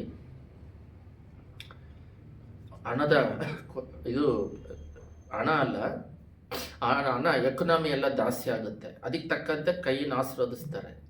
ಮತ್ತು ಈ ಊಟದ್ದು ಬರುತ್ತೆ ಬಂಜೆ. ಐಗಿಪ್ತ ದೇಶದಲ್ಲಿ ಇಸ್ರೇಲಿಗೆ 40 ವರ್ಷ ಹೆಂಗೆ ಮಣ್ಣಾ ಕೊಟ್ಟು ನಡೆಸಿದ್ರು ಆ ಥರ ನಡೆಸ್ತಾರೆ. ಅಕ್ಕದ ಪಕ್ಕದಲ್ಲಿ ಮರಣ ನಡೀತಾ ಇರುತ್ತೆ, ಇದು ಇಂಪಾರ್ಟೆಂಟ್. ಭೂಕಂಪ, ಸುನಾಮಿ ನಡೀತಾ ಇರುತ್ತೆ, ನಿನ್ನನ್ನು ಮಾತ್ರ ಕಾಪಾಡ್ತಾರೆ. ಒಂದು ವೆನಿಜುಲಾದಲ್ಲಿ ಒಂದು ಸೇವಕರು ಬಿಟ್ಟಿದ್ರು, ಅದನ್ನೇ ಹೇಳಕ್ಕೆ ಬರ್ತಾ ಇದ್ದೀನಿ. ಕೀರ್ತನೆ 91 ಓದ್ತಿದ್ರಂತೆ. ಭೂಕಂಪ ಅಲ್ಲಿ ಪಕ್ಕದ ಬಿಲ್ಡಿಂಗ್ ಅಲ್ಲಿ ಇಲ್ಲಿ ಬೀಳ್ತಾ ಇದೆಯಂತೆ. ಇವರು ಪ್ರಾರ್ಥನೆ ಮಾಡ್ತಿದ್ರಂತೆ ಆ ಟೈಮಲ್ಲಿ. ಅವ್ರನ್ನ ಮಾತ್ರ ಕಾಪಾಡಿದ್ದಾರೆ ಅಂತ ಹೇಳ್ಬಿಟ್ಟು ಸಾಕ್ಷಿ ಹೇಳ್ತಾರೆ. ಬಿದ್ದೋಗಿರೋದು ಮಾತ್ರ ನೋಡ್ತೀವಿ. ಆ ರೀತಿ ಬೇರೆ ಕೂಡ ಇರುತ್ತೆ. ಅದಕ್ಕೆ ಕಾರಣ ಏನಂದರೆ, ದೇವರು ಒಬ್ಬರ ಮೇಲೆ ನೇಮಿಸಿ ಅವ್ರ ಆಯಸ್ಸು ಕೊಟ್ಟು, ಇಷ್ಟು ವರ್ಷ ನೀನು ಇರಬೇಕು, ಇಷ್ಟು ಮೂಲಕ ನನ್ನ ಚಿತ್ತ ನೆರವೇರಿಸಿದ ಮೇಲೆ ನಿನ್ನ ಕೆಲಸ ಮುಗಿತಂತೆ, ನೀನು ಬರ್ಬೇಕಂತೇಳಿ ಇಟ್ಟ ಮೇಲೆ ಅವರು ಯಾರನ್ನೂ ಏನು ಮಾಡೋಕ್ಕಾಗೋದಿಲ್ಲ. ಬಟ್ ಈ ಭೂಲೋಕದಲ್ಲಿ ಪಾಪಗಳು ಹೆಚ್ಚಾಗ್ತಿದೆ, ಅನಾಹುತಗಳು ಹೆಚ್ಚಾಗ್ತಿದೆ. ಇದನ್ನು ನೋಡಿ ಹೃದಯಗಳು ಕಳವಳ. ಯಾಕಂದರೆ ಚಿಕ್ಕ ವಯಸ್ಸಿನಲ್ಲೇ ಅವರು ಡೆತ್ ಆಗ್ತಾರೆ. ನಾವು ಚಿಂತೆ ಮಾಡೋದು, ಆ ಚಿಕ್ಕ ವಯಸ್ಸಿನಲ್ಲೇ ಒಬ್ಬ ಬಂದು ಆ ಎಮ್ಮನ್ನು ಮಾಡಿಬಿಟ್ಟ ಅಂದರೆ ಅದಕ್ಕೆ ವಿಲ್ ಪವರ್ ಕೊಟ್ಟಿದ್ದಾರೆ. ಅವರು ಪರ್ಸ್ನಲಿಗೆ ದೇವರು ಎಂಟ್ರಾಗೋದಲ್ಲ. ಒಂದು ಸಮಯ ಎಂಟ್ರಾದರೆ ನೀನು ಯಾರು ಕೇಳೋಕ್ಕೆ ಅಂತಾರೆ. ಇವಾಗ ಉದಾಹರಣೆ ಹೇಳಿದ್ವಿ, ಮ್ಯಾರೇಜ್ ವಿಷಯದಲ್ಲಿ ಆ ಹೆಣ್ಣು ಒಪ್ಕೊಳ್ಳೋದಿಲ್ಲ. ಅದೇ ಹೆಣ್ಣು ಬಂದು ತಪ್ಪಾದಾಗ ಮಾತ್ರ ಬಂದು ಕಾಪಾಡೋದಂತೆ. ಅದೇ ಹಿಂಗೆ ದೇವರು ತಪ್ಪಾದಾಗ ಮಾತ್ರ ಕಾಪಾಡೋದು. ಮನಸ್ಸಾಕ್ಷಿ ಇಟ್ಟಿದ್ದಾರೆ, ಅದಕ್ಕೇ ಜಡ್ಜ್ಮೆಂಟ್ ಇಟ್ಟಿದ್ದಾರೆ. ಅದಕ್ಕೆ ತಾನೇ ನರಕ ಅಂತಿದೆ, ಪರಲೋಕ ಅಂತಿದೆ. ದೇವರು ಯಾವುದೋ ರೂಪದಲ್ಲಿ ಅವರನ್ನು ಕಾಪಾಡ್ಕೊಂತಾನೇ ಬರ್ತಾ ಇರ್ತಾರೆ. ಅವರು ಕಾಪಾಡ್ಕೊಂಡು ಲೋಕದಲ್ಲಿ ಇನ್ನೊಂದು ಭಾಳ ಮುಖ್ಯವಾದದ್ದು, ಇವಾಗ ಜಾಸ್ತಿ ಧ್ಯಾನ ಮಾಡ್ತಿರ್ಬೇಕಾದ್ರೆ ಬೈಬಲಲ್ಲಿ ಸ್ವಲ್ಪ ದಿನದಿಂದ ಮರಣ ಅಂದರೆ ಆಸೆ ಬರಬೇಕು, ಅದರಲ್ಲಿ ರಕ್ತಸಾಕ್ಷಿಯಾಗಿ ಸಾಯಬೇಕು. ಅಂದರೆ ನಾವಾಗಿ ಆಸೆ ಪಡೋದಲ್ಲ, ಅದ ರೀತಿ ಬಂದರೂ ಕೂಡ ದೇವ್ರನ್ನ ತಿರಸ್ಕರಿಸದೆ ಸಹಾಯ ಕೂಡ ಒಪ್ಪಿಸಿಕೊಡುವಂಥದ್ದು ಜೀವನನೇ ಒಂದು ಬೆಳೆ ಉಳ್ಳ ಜೀವನ ಅಂತೇಳಿ ಇವಾಗ ಈ ನಿಮ್ಮ ಒಂದು ಚಿಕ್ಕ ವಿಷಯ, ಫೇಸ್ಬುಕ್ ತಗೊಂಡ್ರು ಕೆಟ್ಟದಿದೆ ಒಳ್ಳೇದಿದೆ, ಅದು ಅಡ್ವರ್ಟೈಸ್ಮೆಂಟ್ಗೆ ಯೂಸ್ ಮಾಡಿ ಬಿಸ್ನೆಸ್ ಮಾಡೋರಿದ್ದಾರೆ, ಸುವಾರ್ತೆ ಹರಡೋರಿದ್ದಾರೆ. ಒಂದು ವಾಟ್ಸಪ್ಪಲ್ಲಿ ಸುವಾರ್ತೆ ಹರಡೋರು ಒಂದು ವಾಕ್ಯ ಹಾಕಿ ಯಾರಿಗಾದ್ರೂ ಮುಟ್ಟಿ ದೇವ್ರ ಕಡೆ ಬರೋರಿದೆ. ಮುಂಚೆ ಟ್ರ್ಯಾಕ್ಸ್ ಕೊಡ್ತಾಯಿದ್ರು, ಇವಾಗ ಇನ್ಸ್ಟಾಗ್ರಾಮಲ್ಲಿ ಯಾವುದೋ ಅದು ಒಳ್ಳೆಯದು ಇದೆ ಕೆಟ್ಟದ್ದು ಇದೆ. ಆ ರೀತಿ ಒಳ್ಳೆಯದಕ್ಕೆ ಯೂಸ್ ಮಾಡೋರು ಒಳ್ಳೆಯದಕ್ಕೆ ಯೂಸ್ ಮಾಡ್ತಾರೆ. ಚಾಕು ಇದೆ, ಅದನ್ನು ಎಲ್ಲರೂ ತರಕಾರಿ ಕಟ್ ಮಾಡ್ತಾರೆ, ಅವ್ರ ಕುತ್ತಿಗೆ ಅವ್ರ ಪೈಕೊಳ್ಳೋಕ್ಕೆ ಯೂಸ್ ಮಾಡ್ತಾರೆ ಅಂತ ಹೇಳಿದ್ರೆ ಅದಕ್ಕಂತ ಚಾಕು ತೆಗೆಯೋದು ತಪ್ಪು. ಈ ರೀತಿಯಾಗಿ ಎಲ್ಲ ಕಾರ್ಯಗಳು ಒಳ್ಳೆಯದು ಇದೆ ಕೆಟ್ಟದ್ದು ಇದೆ. ಇದರಲ್ಲಿ ನಾವೇನು ಮಾಡ್ಬೇಕಂತ ಹೇಳಿದ್ರೆ ಈ ಒಳ್ಳೆತನದಿಂದ ದೇವರ ರಾಜ್ಯವನ್ನು ಕಟ್ಟಲ್ಪಡೋದಕ್ಕೆ ಪರಲೋಕದ ಎಲ್ಲ ಗಮನ ಇಟ್ಕೊಳ್ಳಿ. ಈ ಪರಲೋಕ ಯಾತ್ರೆಯಲ್ಲಿ ಇದರಲ್ಲಿ ನಾವು ಒಳ್ಳೆಯದಿದೆ ಕೆಟ್ಟದಿದೆ ಅದನ್ನು ಒಳ್ಳೆತನಕ್ಕೆ ಉಪಯೋಗಿಸ್ಕೊಂಡು ಹೋಗೋದಕ್ಕೆ ಪ್ರಯತ್ನ ಪಡಬೇಕು. ಆ ಯೂಟ್ಯೂಬು ಇದರ ಇದ್ದರೆ ಅದರಲ್ಲಿ ಕೆಟ್ಟದ್ದು ಕೂಡ ಯೂಸ್ ಮಾಡೋದಕ್ಕೆ ಇರುತ್ತೆ. ನಾನು ಯಾಕೆ ಇದ್ರೊಳಗಡೆ ಹೋದೆ ಅಂದರೆ ನಾವು ಒಳ್ಳೆಯದಕ್ಕೆ ನಾನು ಅದನ್ನು ಯೂಸ್ ಮಾಡಿಕೊಂಡು ಹೋಗ್ತಾ ಇರೋದರಿಂದ ಏನೋ ಒಂದು ಡ್ರಾಪ್ ನ್ಯೂಸ್ ನೋಡಿ ಒಂದು ಹೆಣ್ಮಗು ಒಂದು ಎ ಗ್ರಾಫಿಕಲ್ಲಿ ಹಳೆ ಕಾಲದಲ್ಲಿ ಒಂದು ರಾಜನ ಮಗಳು ಕೆಲಸ ಮಾಡೋರಿಂದ ದೇವ್ರ ನಂಬಿಕೆ. ಅವರ ಡ್ಯಾಡಿ ಹೇಳ್ತಾರೆ, ಡ್ಯಾಡಿ ಅಂದರೆ ತಂದೆ ಹೇಳ್ತಾರೆ, ಗಂಡ ಹೇಳ್ತಾ ಇದ್ದಾರೆ, ಒಂದು ಮಗು ಬೇರೆ ಇದೆ. ದೇವ್ರ ನಂಬ್ಕೊಂಡಿದ ತಕ್ಷಣ ಅಲ್ಲಿ ನೀನು ದೇವರನ್ನ ಏನಿಲ್ಲ ಧೂಪ ಇದೆ ಅಲ್ಲಿ ಹೋಗ್ಬಿಟ್ಟು ಅವರು ಪ್ರೇಯರ್ ಮಾಡಬೇಕಾದ್ರೆ ಹಿಡಿದು ಬಿಡ್ತಾರೆ. ಅದು ಅಲ್ಲಿ ತೋರಿಸಿದ್ದಾರೆ. ಅಲ್ಲಿ ಯಾರ್ಯಾರೆಲ್ಲ ಯೇಸು ಸ್ವಾಮಿನ ಆರಾಧನೆ ಮಾಡ್ತಾರೆ ನಮ್ಮ ದೇವ್ರನ್ನ ಬಿಟ್ಟು ಅವ್ರನ್ನೆಲ್ಲ ಹಿಡೀರಿ ಅಂತ ಆಜ್ಞೆ ಬರುತ್ತೆ. ನಡೆದಿರೋ ಘಟನೆಗಳು. ಅವಾಗ ಆ ಅಮ್ಮ ಬಂದ್ಬಿಟ್ಟು ಸಿಗೆ ಬಿಡುತ್ತೆ. ಸಿಗೆ ಬಿದ್ದಾಗ ಅವರು ಆಶ್ಚರ್ಯ ಪಡ್ತಾರೆ, ಇದೇನಿದು ನಮ್ಮ ಮಗಳೇ ಸಿಗೆ ಬಿದ್ರಲ್ಲ ಅಂತ ಹೇಳ್ಬಿಟ್ಟು ನೀನು ಧೂಪ ಹಚ್ಬೇಕಾರೆ ಅದನ್ನು ಹಚ್ಚಂದ್ರೆ ಇಲ್ಲ ಅಂದರೆ ಅವರು ನೈಟಲ್ಲಿ ದರ್ಶನ ಮಾಡೋದು ಸೇವಕರು ಆ ಟೈಮಲ್ಲಿ ಇರೋದಿಲ್ಲ. ಅವರು ನೀವ್ಯಾಕೆ ಬರಕ್ಕೆ ಹೋದ್ರಿ, ಇನ್ನೂ ಇರೋರನ್ನ ಬಲಪಡಿಸ್ರಿ, ಸೀಕ್ರೆಟ್ ಪ್ರೇಯರ್ ನಡೀತಾ ಇರುತ್ತೆ, ಅಲ್ಲಿ ಹಿಡಿದಿರ್ತಾರೆ. ನೀವು ನಮ್ಮ ಜೊತೆ ನಿಮ್ಮನ್ನ ಬಲಪಡಿಸೋಕ್ಕೆ ಅಂದರೆ ನೀವು ಸಾಯ್ತಾ ಇದ್ದೀರಲ್ಲ, ನೀವು ಸಾಯ್ಬೇಕಾದ್ರೆ ಧೈರ್ಯವಾಗಿ ಬಲಪಟ್ಟು ಸಾಯೋದಕ್ಕೆ ನಾನು ಬಂದಿದ್ದೀನಿ ಅಂತಿದ್ದಾರೆ. ಅವನು ಜೈಲಲ್ಲಿರೋರು ನೀವೆಲ್ಲ ಮೂರ್ಖರು ಹಿಂಗೆ ಅಂದಾಗ ನನಗೊಂದು ಸಹಾಯ ಮಾಡ್ತೀಯ ಅಂತ ಹೇಳಿ ಅವಾಗ ಹೇಳ್ತಾರೆ, ನಾನು ಹೋದ್ಮೇಲೆ ಇದನ್ನು ಬರೆಯಂತ ಒಂದು ಲೆಟ್ರ್ ಥರ ಬರೆಯೋದಕ್ಕೆ ಹೇಳ್ತಾರೆ. ಅದನ್ನು ಬರೆದುಬಿಟ್ಟು ಫ್ಯಾಮಿಲಿ ಕೂಡ ಅಂತ ಹೇಳಿದಾಗ ಅವನು ಈ ಡೆತ್ತನ್ನು ನೋಡ್ರಿ ಹೆಂಗಿದೆ ಸ್ಪಿರಿಚುವಲಲ್ಲಿ ಬೆಳವಣಿಗೆ. ಅವರು ದೇವರಿಗೋಸ್ಕರ ಸಾಯ್ಬೇಕಾದ್ರೆ ಧೈರ್ಯವಾಗಿ ಒಪ್ಪಿಸಿಕೊಟ್ಟು ಇಲ್ಲ ನಾನು ದೇವ್ರು ನಂಬಿದ್ದೀನಿ ಅಂತ ಹೇಳಿದ ತಕ್ಷಣ ಅವರು ಸಾವು ರೆಡಿ ಇದೆ. ಆ ಸಹಾಯಕ್ಕೆ ಒಪ್ಪಿಸಿಕೊಟ್ಟದನ್ನ ನೋಡಿ ಇವರೇನು ಹೆದರಿಕೆ ಇಲ್ಲದೆ ಅಂತ ಹೇಳಿ ಆಮೇಲೆ ಒಂದು ದೊಡ್ಡ ಉಜ್ಜೀವನ ಬರುತ್ತೆ. ಅದೇನು 2 ಮಿನಿಟ್ 3 ಮಿನಿಟ್ ಆಗ್ತಾರೆ ಅಷ್ಟೇ ಟೆಕ್ನಾಲಜಿಯಲ್ಲಿ. ಆಮೇಲೆ ಅವರು ಕೈದಿ ಕೂಡ ನಂಬ್ತಾರೆ. ಹಂಗಾದ್ರೆ ಮರಣ ಅಂದರೆ ಪ್ರೀತಿ ಪ್ರೇಮ ದೇವ್ರ ಮೇಲೆ ಅದನ್ನ ತ್ಯಾಗ ಭೂಲೋಕವನ್ನು ಪ್ರೀತಿಸಿದಾಗೆ ಪರಲೋಕವನ್ನು ಪ್ರೀತಿಸುವ ಅಷ್ಟರ ಮಟ್ಟಿಗೆ ಸ್ಪಿರಿಚುವಲ್ ಅಲ್ಲಿ ಬೆಳಿಬೇಕು. ಅದಕ್ಕೆ ರಕ್ತ ಸುರಿಸಿ ಕೊಟ್ಟಿರೋದು, ಅದಕ್ಕೆ ಈ ಕ್ಲಾಸ್ ತರ ನಡೆಯೋದು. ನಾವೇ ದೇವರ ಆಲಯ. ಇಲ್ಲಿ ಕೂಡಿ ಯಾಕೆ 6 ದಿನ ಲೋಕದಲ್ಲಿ ಇರ್ತೀವಿ, ಕಚಡ ಮೈಂಡಲ್ಲಿ ಏನು ಬೇಕೋ ಅದೆಲ್ಲ ತಿಂದಿರ್ತೀವಿ. ಮೈಂಡಲ್ಲಿ, ಕಣ್ಣಲ್ಲಿ, ಬಾಯಲ್ಲಿ, ಹೃದಯದಲ್ಲಿ. ಇವಾಗ 1 ದಿನ ನಿಮ್ಮನ್ನ ಪ್ಯೂರಿಫೈ ಮಾಡಿ ಮತ್ತೆ 6 ದಿನ ಲೋಕಕ್ಕೆ ಬಿಡಬೇಕು, ಮತ್ತೆ ಬರ್ತೀರ. ಇದರಲ್ಲಿ ದೇವರಲ್ಲೇ ಇದ್ದುಕೊಂಡು ಈ ಪರಲೋಕದ ಮೇಲೆ ಆಸೆ ಭಾವನೆ ಬರಬೇಕು. ಯಾಕೆ ಈ ಸುವಾರ್ತೆ ದೇವರು ಮಾತಾಡ್ತಾ ಇದ್ದಾರೆ ಅಂತ ಹೇಳಿದಾಗ ಇಲ್ಲಿ ಇನ್ನೊಂದು ವಾಕ್ಯವನ್ನು ಓದ್ರಿ, ಪ್ರೇಯರ್ ಮಾಡೋಣ. ರೋಮರ್ 2:14 ಅನ್ನು ಓದಿದ್ವಿ, ಅದರಲ್ಲೇ 15 ಇದೆ ನೋಡ್ರಿ. ಇದರಲ್ಲಿ ಏಕೆಂದರೆ ಅವರು ಧರ್ಮ ಮುಖ್ಯ ತಮ್ಮ ಹೃದಯದಲ್ಲಿ ಬರದೆ ಎಂಬುದನ್ನು ತೋರ್ಪಡಿಸುತ್ತಾರೆ, ಇದಕ್ಕೆ ಅವ್ರ ಮನಸ್ಸು ಸಹ ಸಾಕ್ಷಿ ನುಡಿಯುತ್ತದೆ. ಅವರ ಯೋಚನೆಗಳು ಪ್ರತಿವಾದಿಗಳಂತೆ ಇದು ತಪ್ಪೆಂದು ತಪ್ಪಿല്ലെಂದು ಸೂಚಿಸುತ್ತದೆ. ಇದು ದೇವರನ್ನ ಫಾಲ್ಟ್ ಹಿಡಿಯಕ್ಕಾಗೋದಿಲ್ಲ. ದೇವ್ರ ಮೇಲೆ ತಪ್ಪು ಕಂಡುಹಿಡಿಯದೆ ಒಂದು ದೊಡ್ಡ ಸೆನ್ಸರ್ಡ್ಗಳು. ಅಷ್ಟು ಮಟ್ಟಿಗೆ ಬೆಳಿಬೇಕು, ಅಷ್ಟು ಮಟ್ಟಿಗೆ ವಾಕ್ಯಗಳನ್ನು ಧ್ಯಾನಿಸಬೇಕು, ವಾಕ್ಯ ಓದಬೇಕು, ಧ್ಯಾನಿಸ್ಬೇಕು, ಪ್ರೇಯರ್ ಮಾಡಬೇಕು. ಏನಂದ್ರೆ ದೇವರು ಇಷ್ಟೆಲ್ಲ ಅನಾಹುತ ಆಗ್ತಿದೆಯಲ್ಲ, ಯಾಕೆ ಕಾಪಾಡಲ್ಲ ಮಾಡಲ್ಲ ಅಂದರೆ ಹೃದಯದಲ್ಲಿ ಅವ್ರ ಮನಸ್ಸು ಸಾಕ್ಷಿ ಹೇಳುತ್ತದೆ, ಅವ್ರ ಯೋಚನೆಗಳು ಪ್ರತಿವಾದಿಗಳಂತೆ ಇದು ತಪ್ಪು ತಪ್ಪಿಲ್ಲವೆಂತೂ ಹೇಳುತ್ತದೆ. ಧರ್ಮಶಾಸ್ತ್ರವನ್ನು ಹೃದಯದಲ್ಲಿ ಇಟ್ಟಿದ್ದಾರೆ, ಅದನ್ನ ಇಟ್ಟು ನ್ಯಾಯ ತೀರಿಸ್ತಾರೆ. ಜಡ್ಜ್ಮೆಂಟ್ ಎವೆನ್ನು, ಈ ಎವೆನ್ನನ್ನು ಮೈಂಡೇ ಇಲ್ಲ, ಇಲ್ಲಿ ಬಿಟ್ಟು ಅಲ್ಲಿ ಹೋಗ್ತೀವಂತ. ಅದಕ್ಕೆ ಉದಾಹರಣೆ ಎಷ್ಟೋ ಇದಾವೆ. ಯೇಸು ಸ್ವಾಮಿ ಶಿಷ್ಯರುಗಳು ಹೆಂಗ್ ಮರಣ ಹೊಂದಿದ್ರು, ಅದನ್ನ ತ್ಯಾಗದಿಂದ ಅರ್ಪಿಸಿದ್ರು. ಬೈಬಲ್ ಓದಿದ್ರೆ ಇಲ್ಲೇ ಅಪೊಸ್ತಲರಲ್ಲೇ ಇದೆ. ಪೌಲ್ ಹೇಳ್ತಾನೆ, ನನ್ನ ಯಾಕೆ ಎಸ್ರೇಮಿಗೆ ಹೋಗ್ಬೇಡ, ನಿನ್ನ ಸಾಯಿಸ್ತಾರಂತ. ಅಲ್ಲಿ ಒಬ್ಬ ಪ್ರವಾದಿ ಹೇಳಿದ್ರು ಕೂಡ ಈ ತರ ಕಟ್ಟಿ ನಿನ್ನ ಅಲ್ಲಿ ಈ ತರ ಹಿಂಸೆ ಮಾಡ್ತಾರಂದ್ರೆ ಹೋಗ್ಬೇಡ. ಅಂದ್ರೆ ಯಾಕೆ ಹಿಂಸೆ ಮಾಡಿ, ದೇವ್ರಿಗಾಗಿ ಸಾಯಕ್ಕೆ ರೆಡಿ ಇದೀನಿ ಅಂತಾರೆ. ಸದರಕ್ಕೆ ಮ್ಯಾಕ್ಸ್ ಹಾಕಿದ್ರೆ ದೇವರು ಪ್ರಾಣ ಹೋಗಕ್ಕೂ ರೆಡಿ ಅಂದ್ರು. ಈ ರೀತಿಯಾಗಿ ಎಲ್ಲರೂ ಹೃದಯಾಂತರಾಳದಲ್ಲಿ ಯವನ್ ಅಂತ ಹೇಳಿದ್ರೆ ಹೃದಯಾಂತರಾಳದಲ್ಲಿ ಒಂದು ದೊಡ್ಡ ಆಸೆ ಆಕಾಂಕ್ಷೆಗಳು, ಅಲ್ಲಿ ಹೋಗೋದಕ್ಕೋಸ್ಕರ ಇಲ್ಲಿ ಒಂದು ಟ್ರೈನಿಂಗ್. ಒಬ್ಬ ಡಾಕ್ಟ್ರಿಗೆ ಎಕ್ಸಾಮ್ ಬರೀಬೇಕು, IAS IPS ಎಕ್ಸಾಮ್ ಬರೀಬೇಕು ಅಂತ ಹೇಳಿದಾಗ ಅವ್ರದ್ದೇನು ಎಂಟ್ರೆನ್ಸ್ ಎಕ್ಸಾಮ್ ಕೊಟ್ಟಾಗ ಅವರು ಬಹಳ ಅದಕ್ಕೆ LKG ಓದಬೇಕು, ಏಕ್ದಮ್ 10ನೇ ಕ್ಲಾಸ್ ಹೋಗಂಗಿಲ್ಲ. 7 ಓದಬೇಕು, 10ನೇ ಕ್ಲಾಸು ಓದಬೇಕು, ಸೆಕೆಂಡ್ ಇಯರ್ ಓದಬೇಕು. ಆ ಥರ ಚಿಕ್ಕ ವಯಸ್ಸಿಂದ ಓದ್ಕೊಂಡು ಅವರಿಗೆ ಎಂಟ್ರೆನ್ಸ್ ಎಕ್ಸಾಮ್ ಅಲ್ಲಿ ಪಾಸ್ ಆಗಿ ಅವ್ರಿಗೆ ಕೊಡುವ ಟೆಸ್ಟ್ ಅಲ್ಲಿ ಪಾಸ್ ಆದ್ರೆ IAS IPS ಆಗ್ತಾರೆ. ಅದು ನೀಟ್ ಎಕ್ಸಾಮ್ ಬರೆದ್ರೆ ಡಾಕ್ಟರ್ ಸೆಲೆಕ್ಟ್ ಮಾಡ್ತಾರೆ.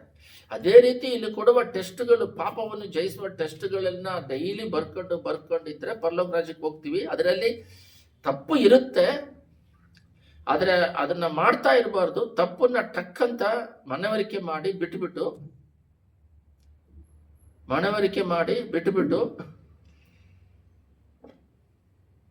ಎಲ್ಲ ಗಮನ ಇಟ್ಟು ಕೇಳ್ರಿ. ಮನವರಿಕೆ ಮಾಡಿ ಬಿಟ್ಬಿಟ್ಟು ಪರಲೋಕ ರಾಜ್ಯಕ್ಕೆ ನಾವು ಎತ್ತಲ್ಪಡಬೇಕು. ಹೃದಯಾಂತರಾಳದಲ್ಲಿ ನಮ್ಮ ಮನವರಿಕೆ ಆಗ್ಬೇಕು. ಏನಂತ? ಡೈಲಿ ಪ್ಯೂರಿಫೈ ಆಗ್ತಾ ಇರಬೇಕು. ಪಾಪ ಮಾಡಿಬಿಟ್ಟು ಬಿದ್ದಿದ್ದನ್ನ ಅದರಲ್ಲೇ ಇರಬಾರ್ದು.